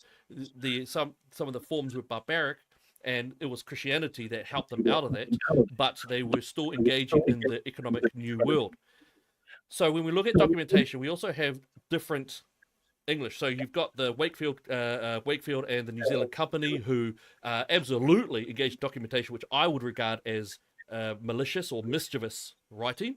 And this is proven because you had the British Home Office and the missionaries of different denominations writing of the same incidents of different events. And so it gives you a strong evidential understanding that it is this way, not this other new way. And that's what I find as a problem with the latest activists, is that you've got these, and maybe this is a good segue onto something a bit more modern, is ihu mātau. Let's bring it up, ihu mātau, for example. You had the push there about ihu mātau, which was taken from that group who went down to join the Kingitanga movement, I believe. Sorry, I might be a little bit wrong, but I don't think so. And in that, the land was taken from them, and then it was paid, then it was bought by one family, and then I think Fletcher's then had it as well. And then the mana whenua of ihu mātau, they were able to engage in a really, really good deal, like a really, really good deal. So I think the segue is more that modern activism that we see today. And I'm interested in your take on the ihu mātau situation. Do you think the ihu mātau outcome was the best outcome that could have been engaged from that? I do. I think Prime Minister Jacinda Ardern, who's about the only Prime Minister that I know of that has never breached the Treaty of Waitangi. I think she had a good outcome. But how ihu mātau started off was Governor Gray was clearing out any Māori that would not pledge allegiance to Her Majesty the Queen, or basically him. And so he invaded it, and he gave it to his own cousin. It was straight out land confiscation, and it was illegal. It was against the Treaty of Waitangi. It was against the Constitutions Act. It was just theft. So now that's not quite my understanding of it, but I might be wrong. So I'll go back and check, because my understanding is a little bit different, a little bit more nuanced than that. But I might actually be wrong there, so I'll go check it again. Let's say that was the case. Let's say that it was theft, absolutely stolen, absolutely breaching the treaty at that point in time. So I'll tell you my problem with it, and I guess it's also because I'm an old guy, which is the mana whenua had gotten an awesome deal from, I believe, Fletcher's to engage in that land area or the family. It was an awesome deal to keep their area of tapu. Their tapu area was going to be maintained, landscaped, and looked after and made beautiful. They were going to have different houses for different supplies, and including in that was to have some houses as the cheapest of the cheap, in a way, the cheapest of the cheap for the kaumātua, both the kaumātua wahine and the kaumātua tāne, to be able to live in. And right now, we would have kuia and koro, we would have our elders in those homes right now. As I go through ihu mātau every now and then just to check on to see what's going on with it. It ain't nothing. It's nothing. And it makes me really angry in a painful way because of the do-gooders, Pani Wilson or whoever it was, going up there and making lots of TikTok videos because she managed to, get bully Jacinda into doing something about it. I think it was really wrong, and I deeply wrong, because how many of those elders who right now will have to say, yeah, man, that was a good thing, who will have to say it, but deep in their heart, they will not have a warm home that was going to be built for them to be able to access in an easy way for that. But that's my take in a pragmatic sense. What's your take of it? If you look back at the history of ihu mātau, it is the very first piece of land with human civilization and to be settled in this country. So the first Polynesian explorers, this is the first place they go.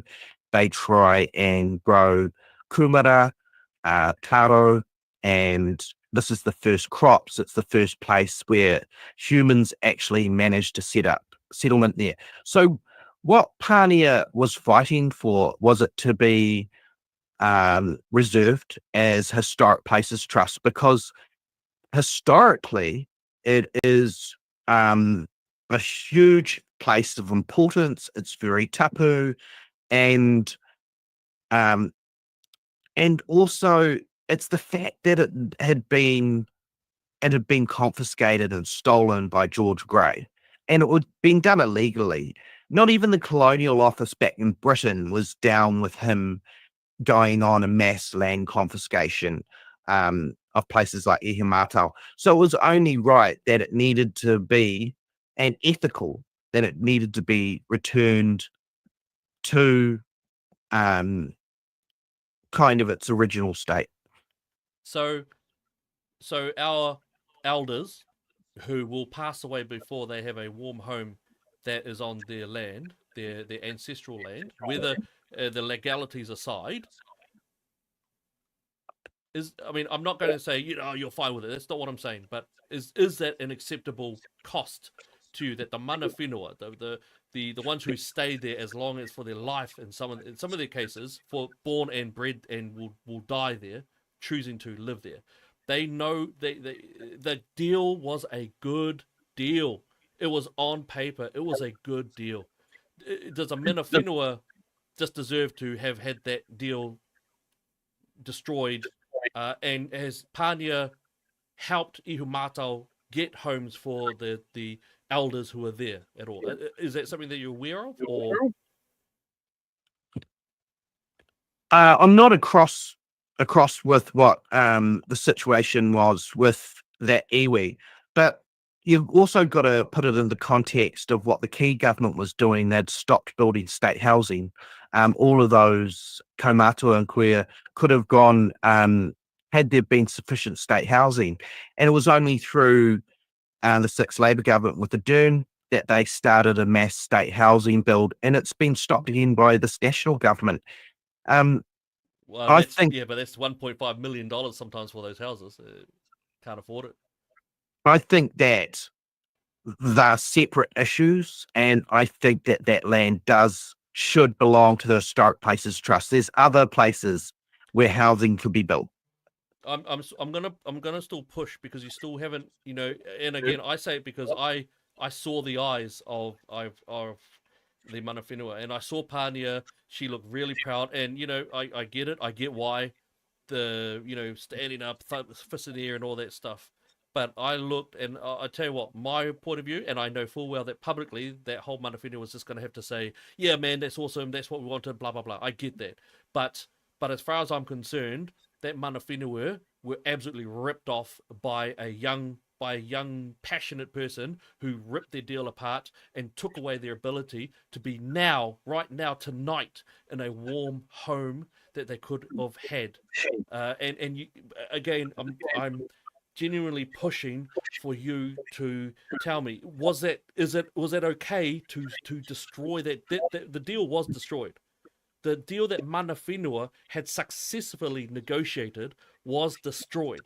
Is it okay that deal that mana whenua had successfully negotiated was destroyed? Well, I think Pania is mana whenua. I don't think so that they had actually, that iwi had come to like a democratic process where everyone agreed with the leadership. But I was part of Soul Save Our Unique Landscape from the very start of it, when I was living out in Māori. And it is a unique landscape. It's spectacular. And from my view, what they're really trying to do is what they're trying to do out at Bastion Point, and put in housing for the elites. I think the elites won, and I think Pania won, and I think that she got what she wanted. She got her fame, And I do, and I don't say it nicely. I say it meanly because I watched 20 years. You learn a bit of body language. As far as I'm concerned, she scuppered their dreams. That's my opinion. That's my opinion. No one else's. My opinion is that she hurt deeply because I think that the elderly, those who are our old elders out there, and I understand that publicly they are going to have to say thumbs up, thumbs up, thumbs up, all good. But I think deep down it'll be a lot of pain that they are not sleeping in a home tonight. I go past Ihumatao every month or once or twice a month, and it's the same. So yeah, I don't think we're going to come to agreement on that, but I got a little bit of pain in that anyway. So yeah, what it is. In terms of okay, let's get into the Treaty Principles Bill because I see the time is going. And look, it's wonderful. Thank you, team, for writing. I'm going to see if I can find some here. I don't want to leave our audience out there. Let's have a good one. Ikilei, the Māori economy is worth over $8 billion. Build your own. I don't know who they're supporting, but it's a good comment to make. Very fair, very fair. Land confiscation in time of war was a policy to deprive an enemy of resources and territory. Māori did the same. Yes, they did, and very clever. Great tacticians. I believe it was the first recorded use of guerrilla warfare. I love studying up on there's a brutality, but even outside of that, some of the guerrilla tactics utilized were really excellent. Māori were master tacticians. So it was really quite interesting. We've got ones here. There are currently 600 plus houses being built for iwi, by the New Zealand taxpayer in Northland. Over $2 billion per annum is being spent on this. All right, and then we've got here. Quoting the corrupt tribunal won't win any argument. I am trying to find some that are supportive of Joe's position. So let's see. My family first. There will be there. I'm trying. Is that me? This might be attacking me. Ask this turkey about the crew of the Boyd who were killed in Eat Kai. Okay, sorry. I thought they might be targeted at me, Joe. I apologize. My bad. Sorry. Okay. All right, so the Treaty Principles Bills has come up. Of course, Treaty Principles Bill. Oh, no, you know what? No, I think you do want to put something on there. So your position on the Treaty Principles Bill, is it a good bill? Does it need to be fixed? What's your position on it? Because you haven't had an oral submission, eh? I put one in, but no, they didn't. They just didn't have a reached out to me to do my oral one. Yeah, but I heard you actually did get given one, but then Dom missed the email. Wrong. We got the receipts. I had some angry admin people. I had some angry admin team who were going over to say, I won't say what they were saying, but they were angry when they heard James say, "Oh yeah, apparently you were given an email, but you didn't respond back." Woo! My phone was blowing up. It was like, argh! They even sent me the email. So we actually sent replies back, urgent, high importance, over a day before the closure. So we'd actually done what we were supposed to do.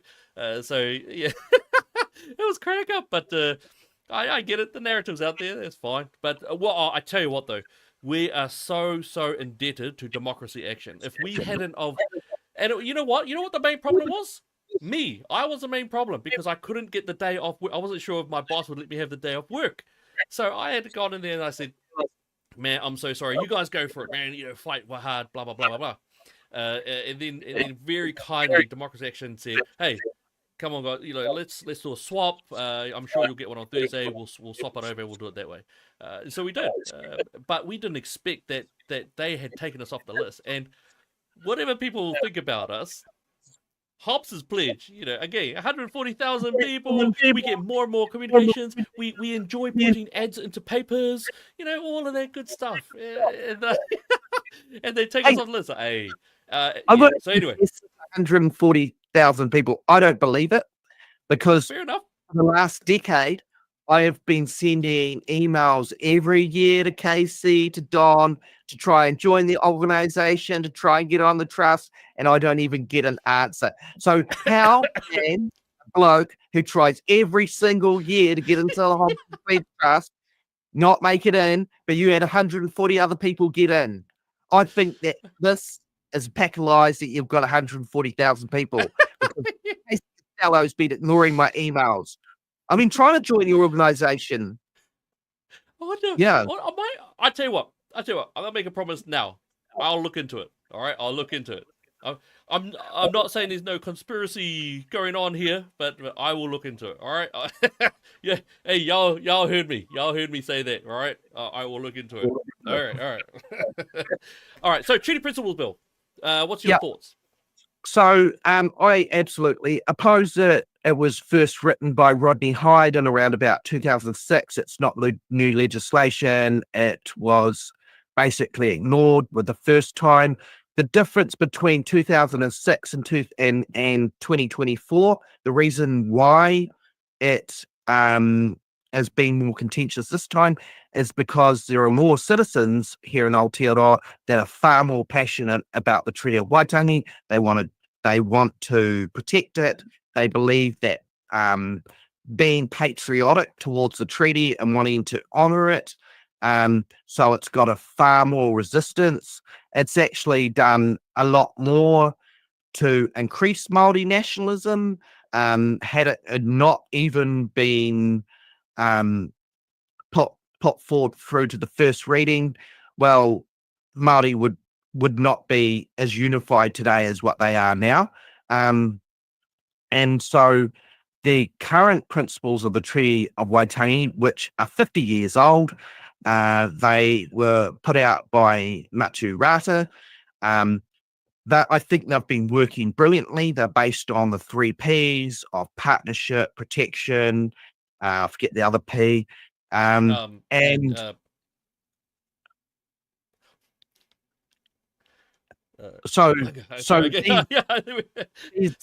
the comments what it is. These 3 Ps are not this undemocratic, sinister takeover of New Zealand democracy that they're proposing, because they've worked. Our civilization still exists 50 years later. There hasn't been a coup. There hasn't been any suppression of democracy. So I think it's just fake colonizer outrage and fragility that's caused this whole kerfuffle. Awesome. Partnership, participation, and protection. Yeah, that's it. And those are like really democratic values. That. Oh, I love how it sounds nice on the surface, and then once you get down into it, it's like, oh, what? This wasn't any of those. What happened? Hey, what happened? So for myself, I view it that the treaty, that I think that we need to honour the treaty, which of course is the ceding of that acceptance of the sovereignty that was ceded to the Queen at the time, and of course as we've gone on, then the treaty itself has been surpassed. That the Article 2, of course, which was property rights, what's mine is mine, what's yours is yours, and we can engage in trade and sale, and of course the Crown will look after your sales at first. And that's again why it got surpassed, because after a while it became irrelevant, or more redundant, more accurately. And of course the 3rd article, which was beautiful, that we are all to have the same rights and privileges as those of the British Empire. So I think it's wonderful. I think the treaty is good. Unfortunately, I think it's been hijacked by the activists, and I would arguably say by those who were the activists of the 50s and 60s, who then went on to teach the activists of the 70s, 80s, who went on and now have got a very well-versed dialogue in the universities. And right now it's quite apartheid style. Now I don't generally use the word apartheid, but apartheid style are the policies that are now coming out from the activists. And so when we look at the various quota systems, what they refer to as co-governance, effectively those apartheid style policies in order to, by skin color, by race, put in and implement people in those places of power. In terms of privileges, I couldn't believe how deep the taxpayer funds go in terms of this myriad of what I would call a web of different NGOs and but very specifically taxpayer-funded NGOs, taxpayer-funded government departments as well. As I've been clicking on different links, I'm being led to different ones. For example, sorry, just a very quick one. Thank you, Diane. Thank you, Diane, from the US. It's 2:30 in the morning. I really appreciate you jumping on. Hey, kudos to you. Well done. Great job. Thank you. Eastern Standard Time. Excellent. So I think that the treaty has now become, when we talk about Gravy Train, I would laugh at Gravy Train, but I now realize how deep that gravy goes. We're talking about a multi-billion-dollar grievance industry where taxpayer funds are being used to fund things from training in these ideological components and to seek grievance where there is no grievance, to implement He Puapua. I think He Puapua is an incredibly divisive and racist document. I cannot believe that it's been acceptable. I've done years ago. I did a download on it. I might do another one, but I think that what the treaty has turned into is a form of power and privilege by the utilization of racial division. And that's so heartbreaking because I look in the mirror and I see an example of racial indifference where we say, hey, we've got different cultures, but we're all going to come together. My mum was Pākehā and also Māori. My father was Niuean and Tongan. So we have these different groups because they reach a they didn't care about it. I was reminded of this yesterday when I was in a group of guys. I was on my site, and on my site there was Safa, and there were Safas, Indians like Punjab Indian, Safa. There was a couple of Palangi. There was Tongan and a Samoan, and then there was just a couple of good old Kiwis. And on that site, they were talking about legal rights to sick leave and how to argue things with the boss. That's it. No one was, you had all these accents. No one cared about the races. That's why I love the sites, the construction demolition sites, because we don't care if you're Tagalog and the Filipinos speaking Mandarin. We don't care. Are you good? You're not good. And you brought up Martin Luther King. I'll say something that many liberals do not like us quoting, which is, I have a dream that one day my daughter will be judged by the content of her character, not by the color of her skin. I think that's very, very important. I want to bring up also just another one, probably the only one that I, fun stuff. Sorry, just use the Chinese word there. Hang on, one second. This was David Longy, and I know that you're pretty studied up, Joe, so you'll know where I'm going with this one. This was, of course, David Longy. He said when he was talking about the things about he was talking about democratic government can accommodate Māori political aspiration in many ways. David Longy. It can allocate resources in ways which reflect the particular interests of Māori people. It can delegate authority and allow the exercise of degrees of Māori autonomy. What it cannot do is acknowledge the existence of a separate sovereignty. As soon as it does that, it isn't a democracy. We can have a democratic form of government, or we can have indigenous sovereignty. They can't coexist, and we can't have both. All right. He stated that it was not a partnership, and I think he's absolutely right. What's your take on that? And I guess, how can we move forward? I mean, the racial division in New Zealand right now is at, I've never seen it as bad as ever as I've seen it. I'm coming up to 50 years. I've never seen racial division the way it has been over the last 10 years. Well, I want to go through a couple of the words that you use before. One of them was apartheid. Now, to claim that indigenous rights are apartheid is just outrageous. Because historically, all through the 20th century, there was a system of apartheid in Aotearoa. There was a system where British New Zealanders were subjugating Māori to a system of apartheid where they weren't entitled to housing, bank loans. My mother would get beaten for speaking to their Māori at school. They were absolutely second-class citizens. They were only permitted to walk down one side of the street. So it was a vicious system of segregation that British New Zealanders practiced upon Māori throughout the 20th century.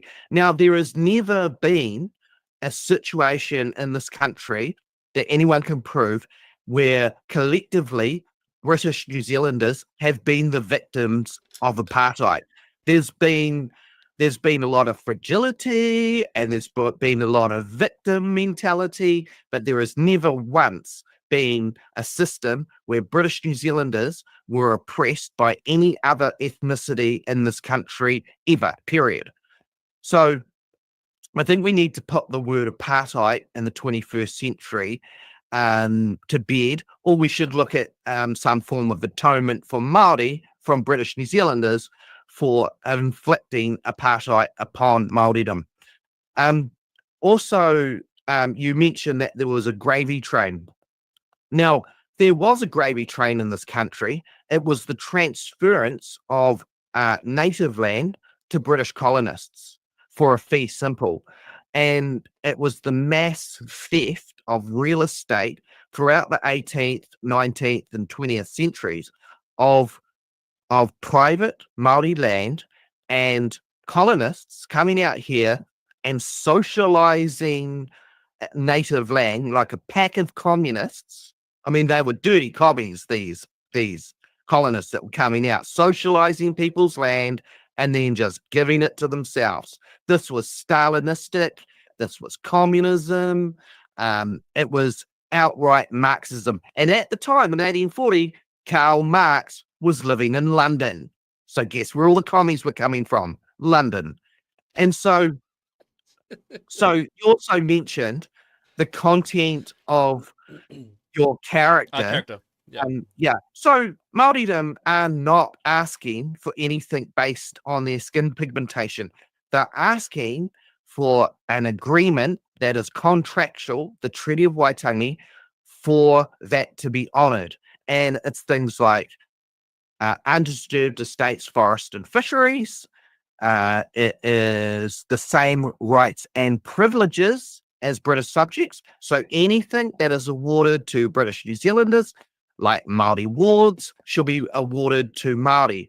So any local government appointments should also be awarded to Māori. We aren't asking for something that wasn't agreed upon in 1840. We're just asking for what Hobson promised us.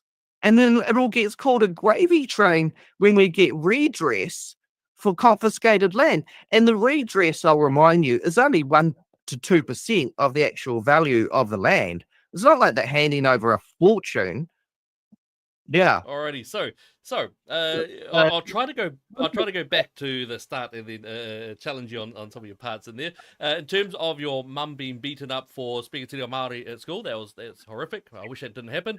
Let's not let's not forget though that wasn't some sort of evildoer by the white government. That was actually also in partnership with prominent Māori. I believe 334 prominent Māori put their names to paper. And that they petitioned the government so that at schools they would not speak Māori. And the idea of that was to take a hold as an advantage of the new economic world that came. Besides that, in New Zealand, if you've got people who are Chinese who go to school and they speak English, they come home, they speak Chinese. The Samoans go home, they speak Samoan, the Tongans, the Tongan, and all what have you.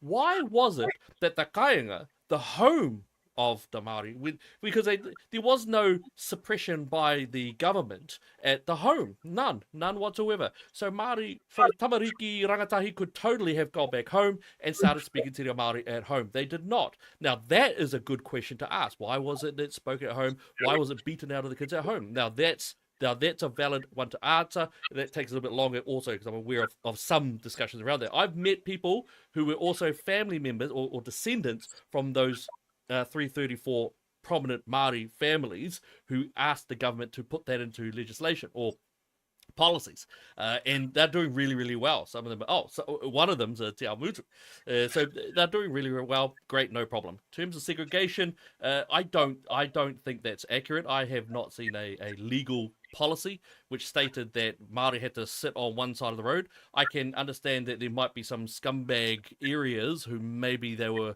really being douchebags about, I don't know, but bullying. However, I would really challenge you to show me a law that states that Māori have to only sit on one side of the road. I am aware of the pukekohe issue around Māori sitting in the grass areas, the barbers, and all that sort of stuff. From what I can gather, and I again don't know too much about it, from what I can gather, a lot of that was around some racist publicans, as opposed to a legal situation, whereas I think that needed to be dealt with. The other part that you're talking about in terms of the treaty, and that the treaty, and I know this is not a popular one for many people, but it was never fit for purpose once we became a nation. Once we became New Zealand, it was not fit for purpose because there were no British subjects, so we're all New Zealanders. That's why, for example, when we say New Zealand European, you have that tick box. That could be arguably quite offensive. If you put Pākehā, that could be found as offensive. Yet it's really hard to find a box out there that says New Zealander. No, they want skin color. And I think that's a massive problem. That's not an area that you sort of engage in, but it's something that I notice in terms of the official documents, is that you have to engage in skin color. Whereas many of the white New Zealanders I know, they don't like it. They just want to be called New Zealander. They don't care what skin color you are, I am, they are. They don't care. They just want to be called New Zealander. In terms of the gravy train, it is an absolute gravy train, and the reason why is because this REA, for example, the real estate authority that I was looking into, I went back into some of the areas who are doing the training, and I started finding a whole bunch of taxpayer-funded NGOs who are getting a lot of taxpayer money just to push a academic activist version of the Treaty of Waitangi and the redefinition of the historical elements of it. So I think it's highly problematic to sort of suggest that the gravy train is not gravy train, but somehow rights. In regards to also when you were mentioning about the whole idea about land ownership, that is not, it's not a case of saying that, oh, Ngāti Whātua owned as far as the eye can see. That was never the case. Different iwi and different hapu would fight for the areas of what they could fight for, and if they could kill and hold their land, thumbs up, great, good on them, they've got it held. And when another group came along, there'd be a fight, and whoever would win would take. That's the idea of it. And there's nothing wrong with that. There's nothing contentious about that. But it is wrong to say that Ngai Tahu in the south, they have 90% because as far as the land will see, that was mine. That was never the case. You did have douchebags like Wakefield and the New Zealand Company, absolutely. But the government did come. They put those bees blanket sails down and engage in a much better area. Yeah. Again, history is not as clear as what you're saying, and a lot of this is not contentious. But it's interesting because you're making these judgments that aren't evidentially backed. I guess that's what I think. Here we go. We've got Hemi. Chinese, Samoans, and other cultures in New Zealand did not experience intergenerational trauma. You can't really compare the two in this context, mate. Okay, so awesome. So Hemi saying that Chinese, Samoans, and other cultures in New Zealand did not experience intergenerational trauma. You can't really compare the two in this context. Yep. So you're right. It's very difficult to compare cultures. You know, I will bring up the Chinese element though. I've done a bit of study there in terms of that. The Chinese were far more brutal than I would say even in terms of Māori and English whatever, because you'd have entire families just being wiped out for political reasons. In fact, one of the reasons why Chinese are so much hard working is because over there, if they didn't work, they didn't eat, and they died, and that's entire families. This is a very well documented case. And when communism came along, of course, it was even more brutal. So when you did get Chinese coming in here, especially in the 1860s, what did they do?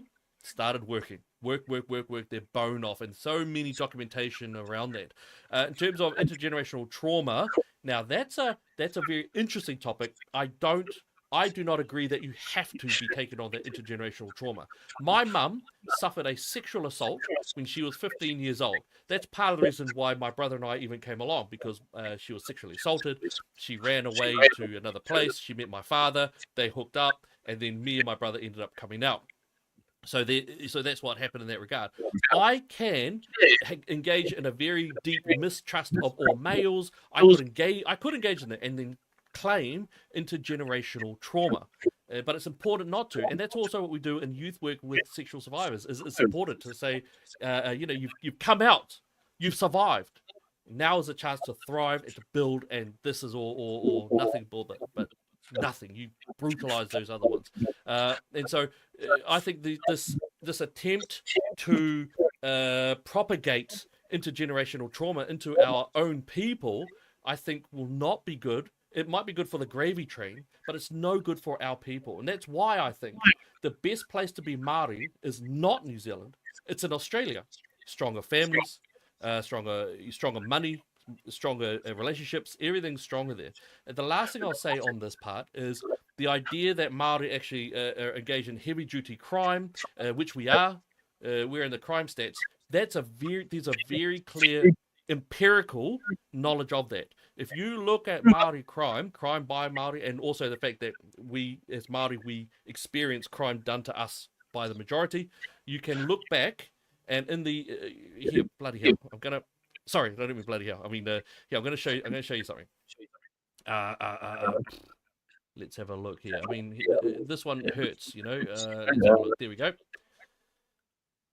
All right, that one right there.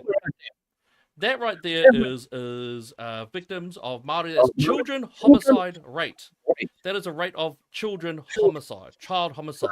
In the late 70s to the 80s, it was very much comparable. As of the turn of the century, Māori far outweigh non-Māori in that. And that is a brutal statistic to engage in. Now, if you want to have a look at the documentation around that, or the empiricisms around that, you look back at the family makeup. Māori were, in that time period, Māori were 80% likely to be born into a married mum or dad home. 80% into a married mum or dad home. As of 2015, that's gone from 80% down to 20%. And we've seen the resulting social damage out there. And if you want to go to that, that's 1974, but it's a longer case anyway. But I'm sorry, Joe, speaking for ages. What are your comments before we sort of try to close it up a bit? I think that there's actually a reason why there is high crime rates within the Māori population. It comes down to colonization. So you have a generation that went into state care. You'll find that the majority of the members who are gang members are state care survivors. They are people that have been through a unique experience where they have been abused by the state, and they've just developed serious issues that leads them to a pathway into crime. To say, like, Hobson's pledge narrative would be to try and say, all Māori are just degenerates, which is not true, because they've been... No way. No. I'll immediately call you out on that. No way. Come on. Be fair, at least. Be fair. Other board members have argued with me on social media. Totally disagree. Carry on. So you've got a situation where Māori have been through a unique experience called colonization. And if you look at any Indigenous group throughout the world, they all have the highest incarceration rates out of the surrounding population. And it boils down to one factor. It's colonization and generational poverty. It's having your economic base stripped off you. It's all these factors that come from colonization and institutionalized racism. And a lot of people like to deny that these aren't factors that have caused a high incarceration rate amongst Māori, but they can't make a better argument. So where's the institutional racism? Well, the criminal justice system, for example. There's multiple examples. So institutional racism, of course, is a policy procedure where it might multiply the conviction rate or sentencing rate if you happen to be Māori or something like that. Where is that institutional racism? In our criminal justice system. And it's evidenced by, the incarceration rate. So, how do you think that ended up incarcerated? by committing crime in general. You'll find a couple of innocents in there, but on the whole, we commit the most crime. Therefore, that I'm aware of your argument thread. This comes from the Rao Whānau report, which I read up. That's from Action Station. That is a quasi science. That is not a good scientific report. In fact, interestingly enough, that Rao Whānau report was a horrendous report. They stated that colonization was a main driver of, and they didn't even call it crime. They didn't call it violent offences. They call it acts of survival. So again, they're using words to try to say something that's not correct. And in that as well, it's what's interesting in that Rao Whānau report is that they. Out of the survey, they asked the families of the offenders as to what is the best way to help recidivism. And I suspect, because this is the only time you see it in the entire Rao Whānau report, but the families mostly said family contact. We need to repair our broken families, and we need to be engaged in families again, nuclear families essentially. They didn't use the word nuclear families, but that's what they were wording out. Now, it's interesting because the Rao Whānau report never once brought up the whānau or the family or the ainga in any different language, any different. All they went to was colonialism and abolish prisons and all of that absolute nonsense. And in the meantime, you've got things like the Kāhui twins, you've got Nia Glassy, you've got James Whakaruru, you've got all these beautiful little kids, all these beautiful little tamariki who have been murdered outright by others. And again, the empirical data is clear where this comes from. It's always been clear. It's been clear in the Black American community. It's been clear in the Indian, the American Sioux and the Cheyenne communities. It's very clear in the New Zealand Māori community. It is breakdown from the family, and that always comes from the growth of the welfare state. As boring and as painfully tragic as that is, and I know because I've been working in it for decades, it is not correct to say that it's somehow colonization which has did it. Look, we've got Chinese again. I'll use them again.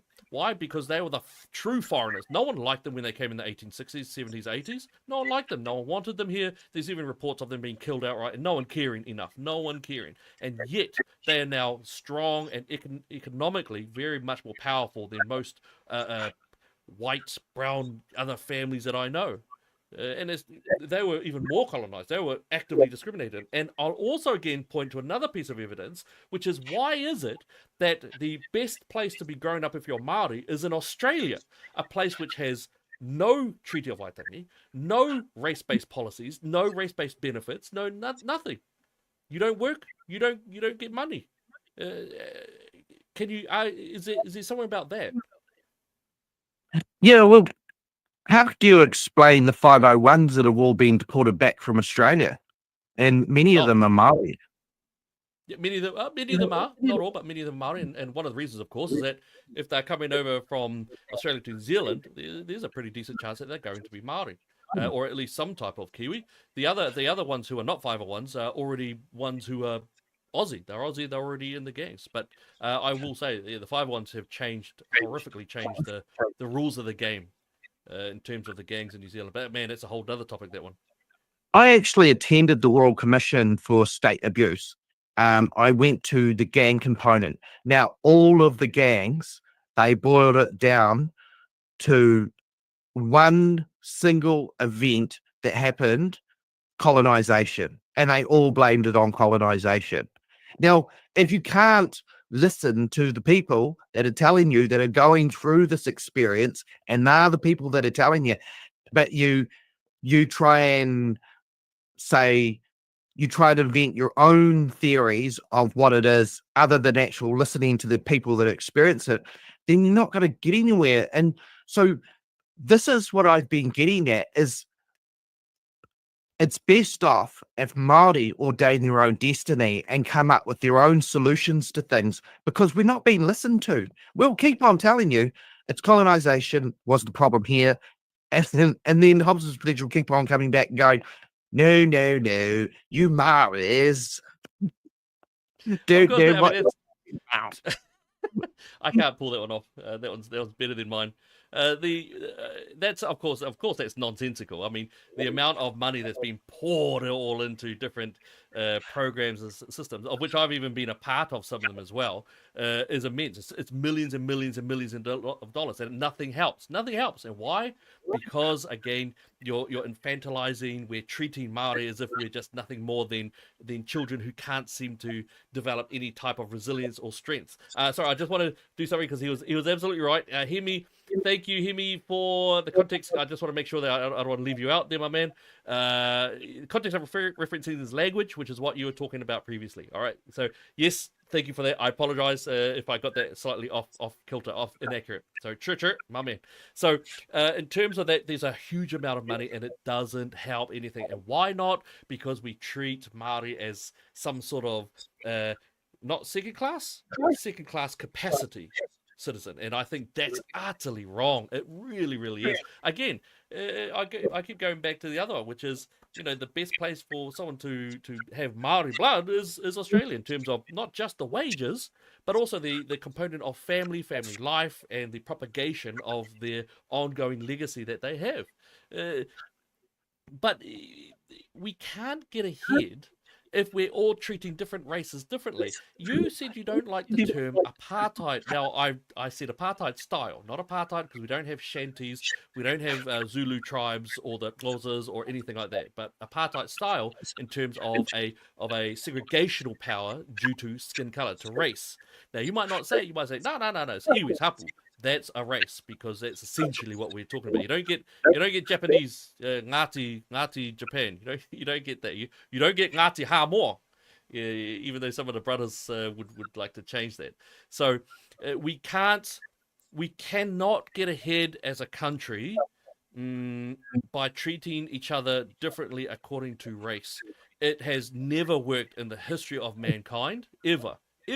But I'm willing to, because it's now we're going past 2 hours, 10 minutes, so we probably want to close it up for now. But I don't see how we can.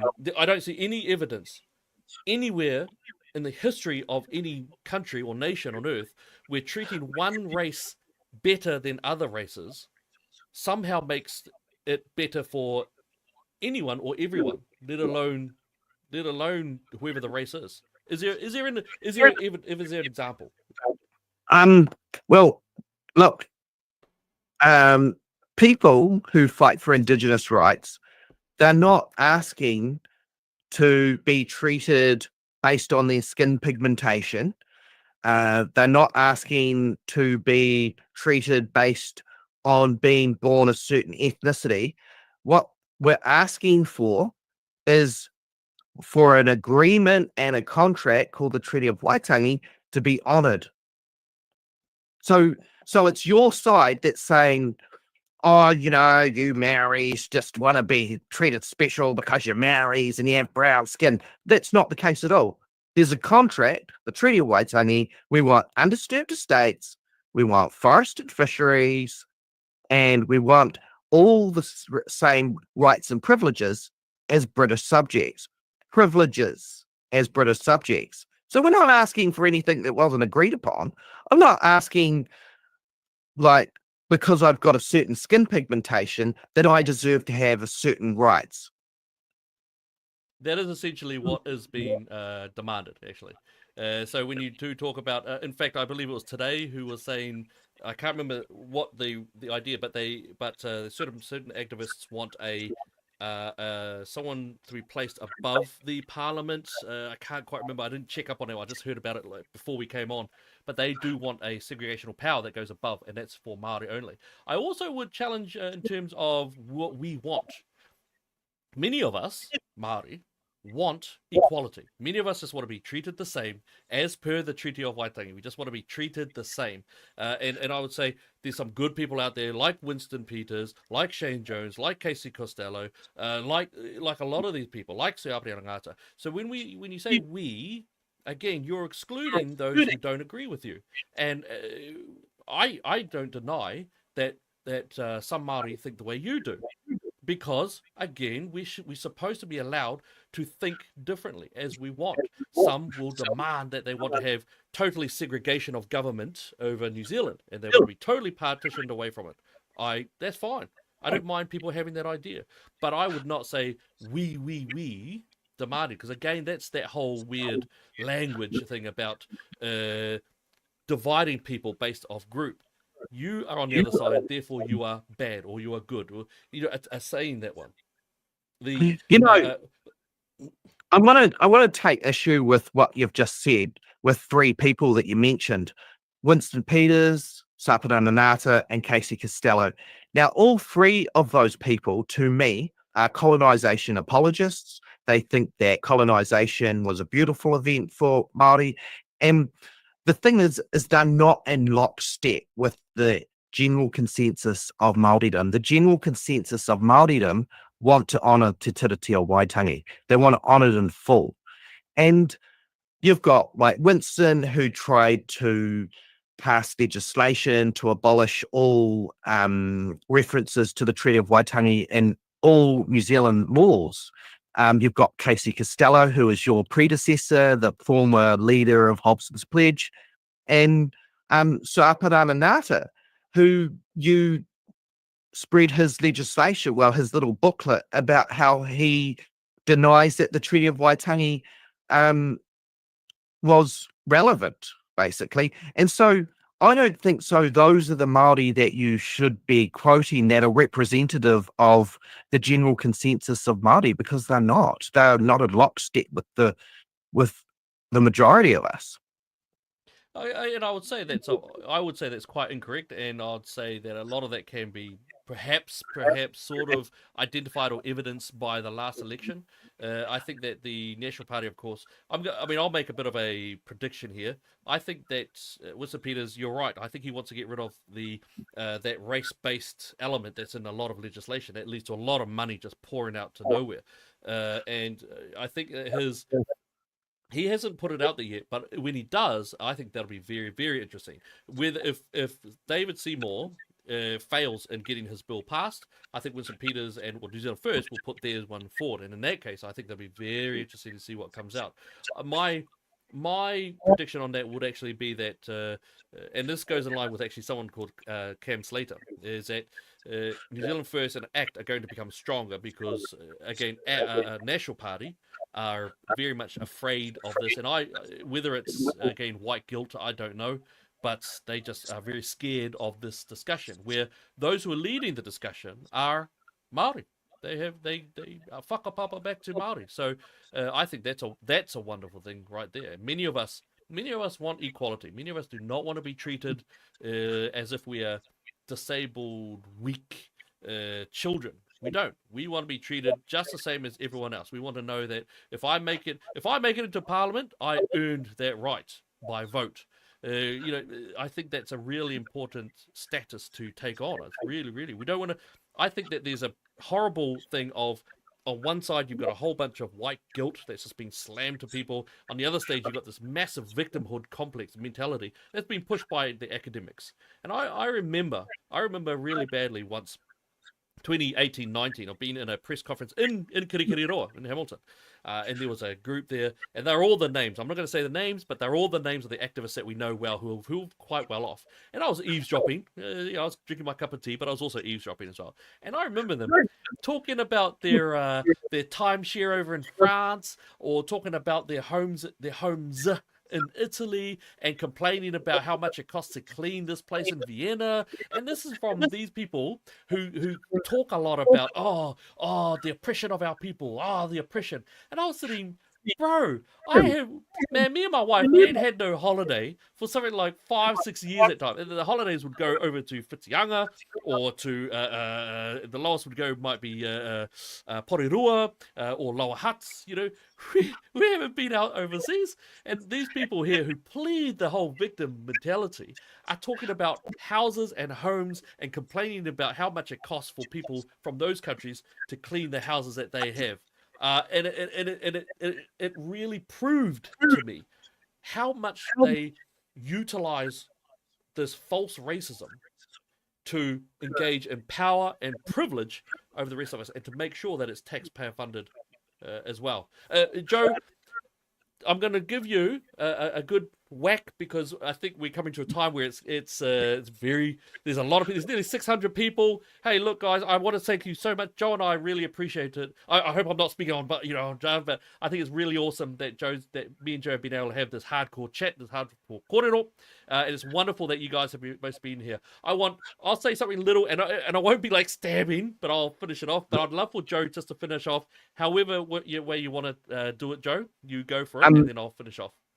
Okay, so in finishing, I want to say that I don't believe that anything to do with the Treaty of Waitangi is race-based legislation, because I think a lot of people have developed historical amnesia. In the 6th of February 1840, Māori made up 99.9% of the population of this country.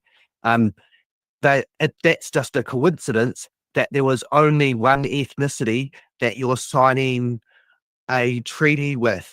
There was no other ethnicities here. So it can't be race-based, and it is an agreement, and it is a contract. You gotta stick to your contracts. It's like me saying, oh, look, your mortgage doesn't suit me anymore, so I'll have your house or your car ownership papers. Well, I think I'd better have your car because it's better off with me. You gotta stick to your contracts.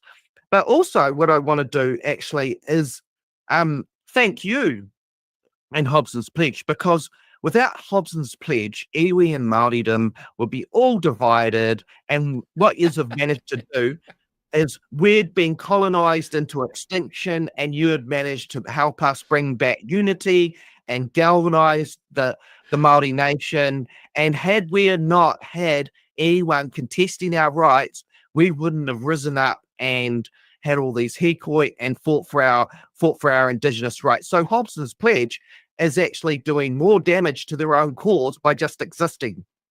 So kia ora, thank you for Hobson's Pledge and what you do, and I'm really looking forward to my membership acceptance that I've been trying to get off Don and Casey for the last decade, and they haven't responded. And I want on the Hobson's Pledge Trust, and I want to find out who the donors are, like Bill Gallagher.